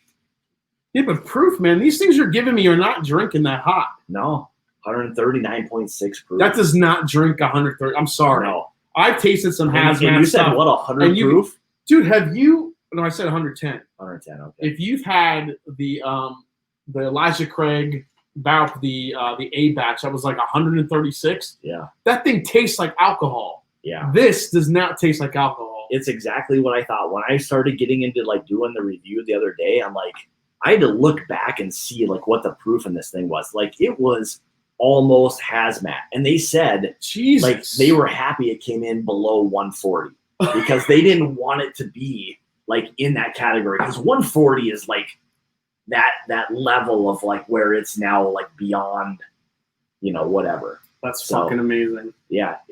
Dude, I'm telling you, like that drinks like 110 proof. That does not drink anywhere near like it's 140. That's proof. one of those whiskeys that will get you in trouble like really quickly. Like you'll want to burn through that bad boy. I mean, he said 110 proof.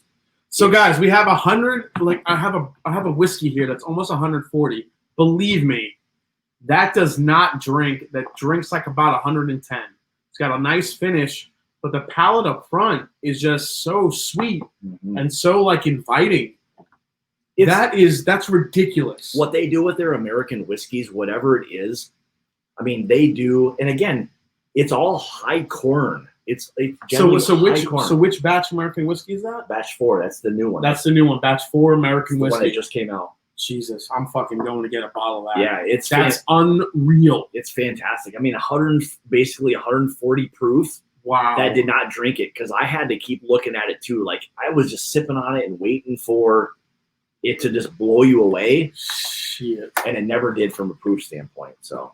All right. So I nailed age and I got somewhat close to price, but the proof I was way off. All right. You go, man. All right. What's your number one? So my number one was D. Wow. Really? Yeah. Okay. So what did you think on proof? I said 120. Okay. What did you say on age? I said 12 years. Okay. What did you say on price? I said $200. Oh, okay. All right, guys. You ready? Let me get it. Oh, shit. Man down. Oh, shit. There goes. There goes my iron. Holy shit. There goes number 2. I can't wait to see what this is. You ready? Yep.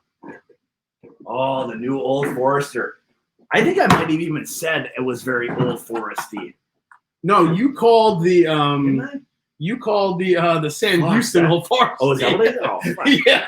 Fuck that. Old Forester 150th anniversary, guys. That's what he called out. That's really good. Here it is. This isn't a full bottle, but I actually do have a couple of bottles on the way that I scored at my store. Really? That's yeah, good. I got a batch 1 and a batch 2. So that's D. Yep. So his number 1 was the Old Forester 150th. Now this was batch 2. So this is the one. This is the one that's the balance of spice and fruit For sure. Yeah. For me, I mean, that, like, what I said, like spicy, fruity, the complexity, I'll take that shit all day long. Right? And my daily sipper, Old Forester 100. Okay, not to compare the two by any means. But I could see why that profile would relate to you. It's good. Like, I like the balance of that right there. All right, so final tallies. Here we go. All right, so let's see. So I think I got. You nailed the proof. All right, so easily. I got you one. got a point for that. So now we're tied. Okay. I said 5. I said 8 years old. What did you say? And which was your number 1 again? You were number 4, I think. Yeah, the American whiskey. I said 8. You said average out to 8. Yeah, so I nailed that. You got that. I got that. So I got that. And then we have price. I said for me, I said $200. 200. Okay. Yeah. What did I say for the other one? What did I say for number? What is this one? Number 4. I said 150. It's 200. So we're both we're both 50 off. Well, then you would have won by 1 then if we tied on that. If we would have given each other a point on that. But what was the age? What is the age? What did you say on the age on that one? For number 4? Yeah. Basically, if you average it out, it would be 8 years. No. What did you claim the number 1 to be the age? I said 12 years. Yeah. You know what? You know how old that Old Forester is? How old? 7 to 8 years old. Yeah. Yeah, it's good. I mean, it's rich and complex. And so I won on the age. I won by 1. Yeah, it's yeah, that's good. Good job. That's those are some good ones, man. I mean, hey, I'm happy with that. Like these are good. Like when you do these, like I'm just glad it wasn't like 16-4 or something. Like I mean, I mean this was I won by 1. These are good. I mean that's what's up, Brewer? Hey, buddy. Yeah, it's man, that's good. And that's one of those things with Old Forester, man. Their stuff is always it tastes older than it is a lot of times. We want to do a sudden death OT. How would that work? A sudden death. What can because I'll know what it's, whoever pours it, we're gonna know what it is. Well, I could pour you something quick and you won't know what it is. Really? All right, go. Well, yeah. I mean, I can do it. Go get it. All right. Yeah, that's an empty glass. Go. All right, hang on a second here. I'll be right fucking back. You know what? I have an empty glass too. All right, I'm gonna pour something. Stay tuned, guys. I'm gonna do a quick blind off here. All right, you let me know when you're. All right, I'll let you know. Shit. What should I pour?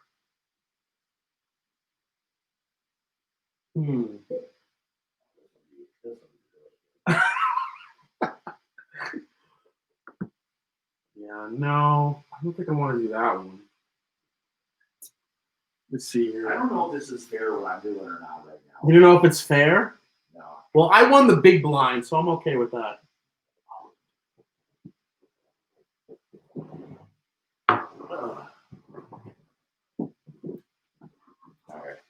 Wait, go get away. Oh, okay. I didn't pour yet. Okay, go away. Sorry. All right. Andiamo. Okay, let me know when I can come back. All right, yeah, I'll get there.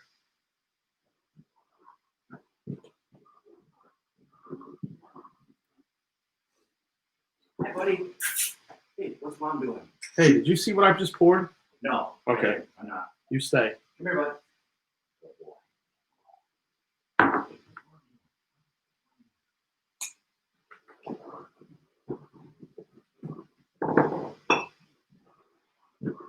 All right, I got your glass ready. Okay. Yep, let's go. All right. There you go.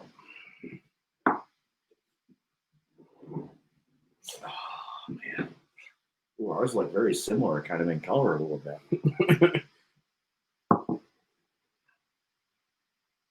Ooh.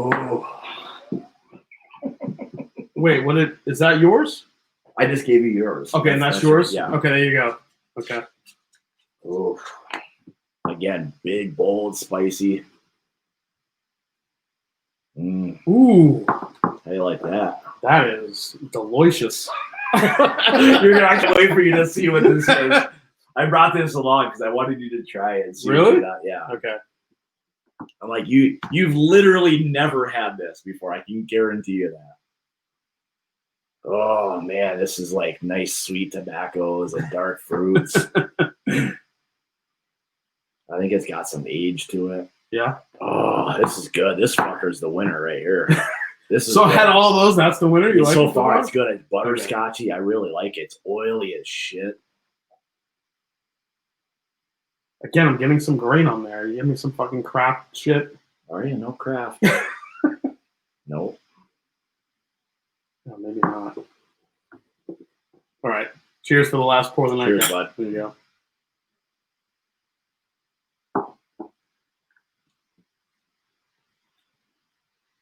Holy shit, that's good.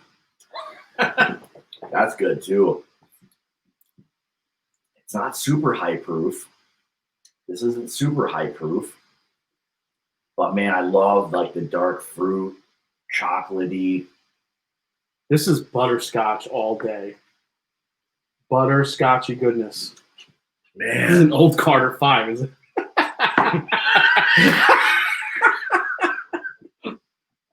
Could it be? Well, you said I've never had it. Have you had that? Yeah, you've had the batch 5. I've had 5, yeah.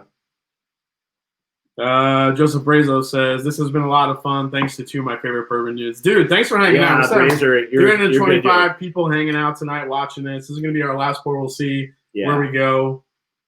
So far, yeah, I would say Joseph has probably re-sparked a lot of my interest in like. I won the big blind, but we'll see what this comes out to. This will be an interesting one. I'll show you guys what. Hey, hot buttery rolls. This has been a blast. Guy go to bed. Can't wait to wake up and find out how this ends. Guys, if you haven't checked out hot buttery rolls, go check out buddy Chris. Yeah. Doing great, great content as well. Shelf Turds, good dude. Amazing stream, amongst the best I've seen. Are two of my absolute favorites. Cheers, man. That's awesome. Buddy. Thanks, Dave. And William Davilar coming with a super chat. Great stream this evening. Thank you. Absolutely, man. William Davilar just got to me. Oh, there he is, his brewer. There's the brewmeister. There's the brew man. What's up, buddy? Hi. Look at this guy. Look at that face. Look at that facha. 13-year-old. 13-year-old. Look at that guy. Look at that facha. Little trooper. Go find mom. Oh, man, this is really good. So I want to say real quick, thank you to everybody that hung out tonight in the chat. This was a fucking epic stream. Yeah, I'm glad we could come down and finally do all this. And this is kind of what like whiskey does. Brings a lot of people together. You have a good time with it. So this is kind of what it's all about right here. So. I don't know what that is, but it's delicious. Delicious. That's got to be like 12 years old. Man, that is good. I got to say that's about 12 years old of something. I guess if I had to guess on this, proof-wise, I'm going to say this is for the extra credit right here. Boy, proof-wise, OCD Head says, apologies for tuning in late tonight. Looking forward to watching the VOD later. Cheers, guys. Yeah. Thanks for the super chat, man. I appreciate that. It's been a really great night. Yeah, it's been a lot. Thank you guys for hanging out. I think clearly we're gonna have to do a re-challenge since we came in within 1 point. Yeah, 1 point, right? We'll have to do a little re-challenge coming up here pretty soon. So, oh boy. All right. If I had to say proof on this, I'm gonna say. Let me give one more second. I'm gonna say proof on that is 120-ish. Age on that, man. That thing's pretty dark.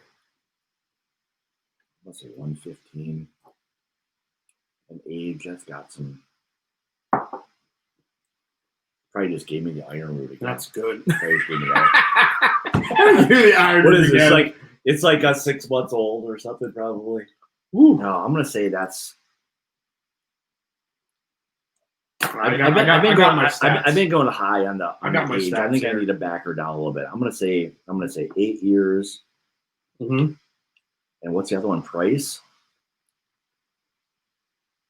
I'm gonna say 125. Okay. For mine, I'm gonna say 120 proof.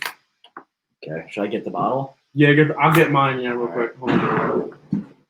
I'm gonna fucking kill somebody with this Prey Ranch bottle.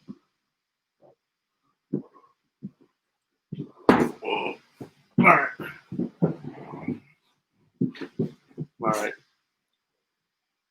So for mine, I'm saying 120. I wrote 120 proof.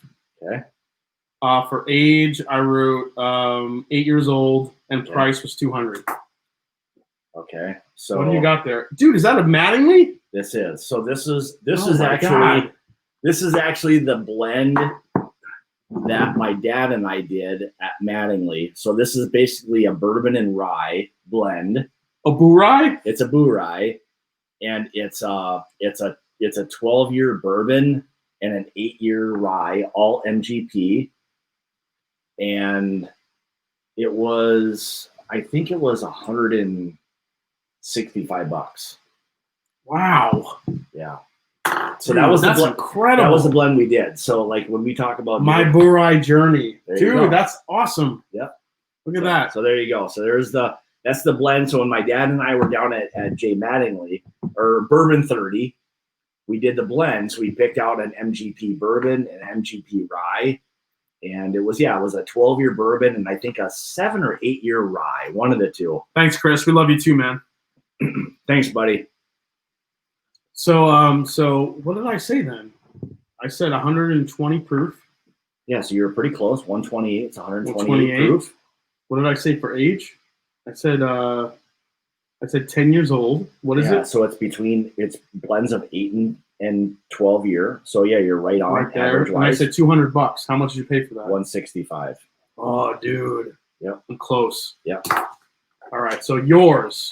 So yeah, I think you probably won this one. So I said, you got a lot. So what did you say? I said 115 proof. Okay. I said 8 years old and $125. What was the proof you got on that one? I said 115. In 8 years? Yeah.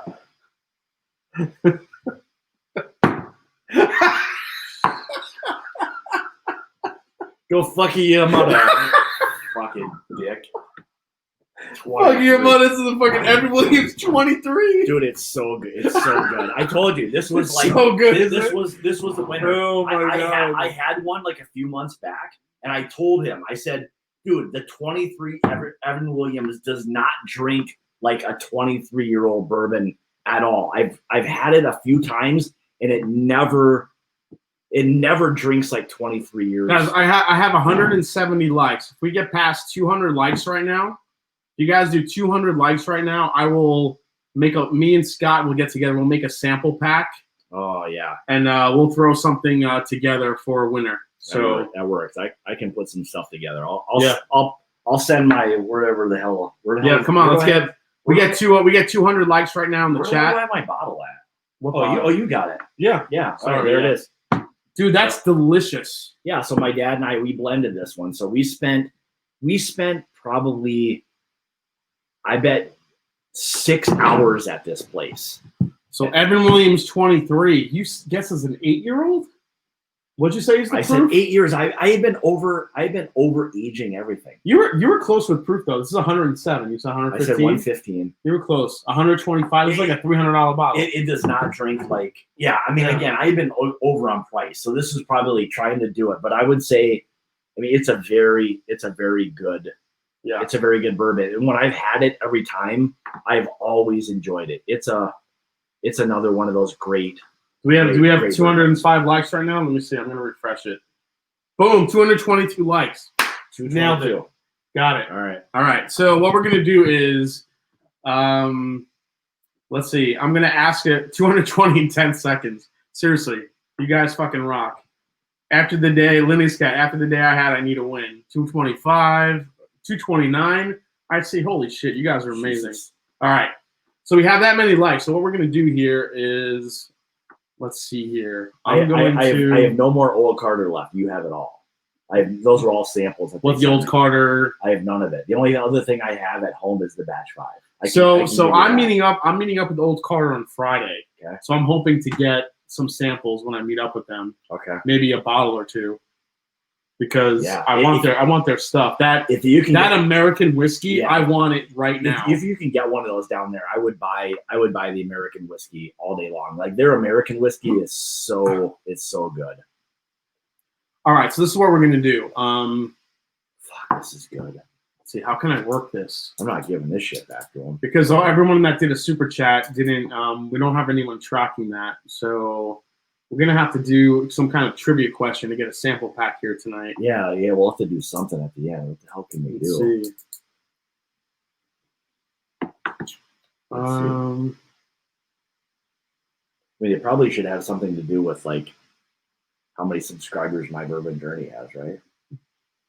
Could do that. Yeah, what the hell could we do? I mean, I'll chip in something. I don't care. Yeah, I mean, I'll definitely send you some of this stuff. This that's amazing. This is one of one. I mean, there is no other bottle of that. So, yeah, I'll send a sample pack. I have a little bit of the Old Forester 150 left, which I could send. That would be a good. I mean, that would be a good one. I mean, I got about a 1 ounce in there. Yeah, I mean, fuck, dude. I mean, anybody who's that's more than 1 ounce. Moose 76 says the answer is blue. Yeah, I mean, hell, if you could do, I mean, I'll do this. I mean, I can, whatever. If you want something else, I can. Let me see here. What else do I have? See what I could do here for a question. Let me do a trivia question here.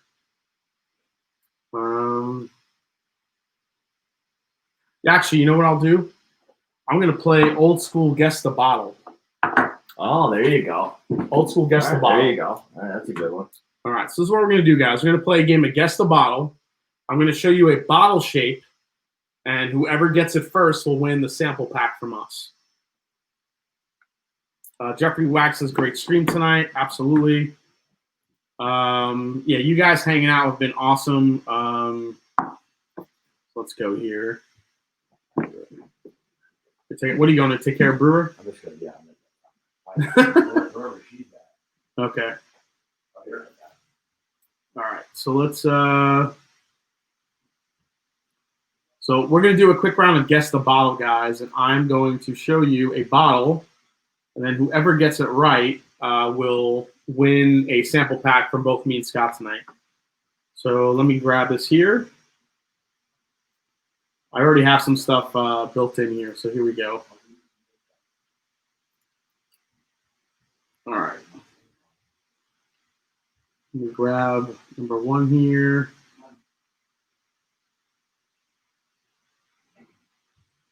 Says, let's go. I'm going, guys. Here we go. I'm finding it. All right. So let me see. We'll put this one in.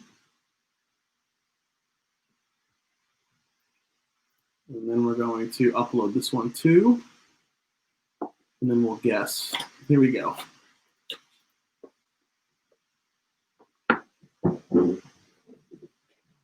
All right, guys. So what I'm going to do is I'm going to show you an outline of a bottle, and the first one to guess the right brand.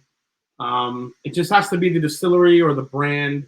If the first person in the chat to gets it right, we will send. You know what? Let's make it the first 2 people. We'll send 2 sample packs. Okay. Out. All right. First 2 people that we see in our chat that gets it right, we'll send a sample pack out for you guys. We'll send. I'll send this. Some of this. I'll find something. I'll send you some Evan Williams 23, the last of my Old Forester. Yeah, I'll find something. We'll send some epic shit to you guys. Yeah. So. Yeah. All right. So here's the first bottle. First 2 people that gets it right, we'll send out a sample pack. And here we go. Can I guess? No, you got to shut up, man. I mean, I'm already here. You don't get to ship it to me. You can just give it to me. Then after this, we'll finish off the stream here and see what we got. Everyone is waiting. Nope. Oh shit! I see 1 and I see 2. Oh God, Oh, Jesus, Christ. holy crap! And then who got it next? Ethan. Yeah. Yeah, the Bell Mead. All right, guys, here it is. It is the Bell Mead Cask Strength Reserve Bourbon. You guys got it. Good call. Make sure you're subscribed to My Bourbon Journey too. So that's part of the deal here, okay? Yeah. To get your sample pack, you have to be subscribed to My Bourbon Journey. Yeah. All right, guys. So the first winners that I saw in my chat were Jeff Huck. Jeff Huck nailed it pretty much right away. And then Ethan Lodix or Lodix. So Jeff Huck and Ethan Lodix. Just send Jason your stuff. I'll get your information from him. Yeah, so a Diet Coke. All right, so Jeff Huck, Ethan Lodix, congrats, guys. We're going to send you a sample pack. You can email me at themashanddrum@gmail.com, and we will send you out a sample pack as soon as we can. Congrats to you guys. And I think that's it, buddy. We call the stream. Good job. You're the winner. Don't feel bad, man. I know. Well, we're gonna redo this one. This will be the winner. This will be a 2 or 3. I can tell you that right now. Yeah. So guys, thanks again for hanging out tonight on the Mash and Drum, along with Scott from My Bourbon Journey. Please go subscribe if you haven't yet. Stay tuned for I have a couple new videos coming out very soon. And also tune in Monday as we're going to put this Russell's Reserve 2003 against some other hitters and see how it fares. We're going to see how it opens up a little bit. But all in all, thanks so much. Thanks to the mods. Thanks to all of you hanging out tonight. This was an unbelievable night. Thank you so much. A lot of fun. Yeah, a lot of fun. I mean, a lot of fun. This is awesome. Yeah, I'm glad we were able to kind of put all this together, and we kind of got here on time, and it worked out great, man. A lot of fun. So yeah, we kind of put this together pretty quickly at the end. I mean, really. So this was, we were planning on coming here anyway. So I'm glad we were able to do this. So it worked out. It's always a lot of fun, and that's the best part about it. Cheers, man. It does all this stuff. So it's not about the whiskey, it's people you share with. You got it. You got it. Cheers, guys. We'll see ya.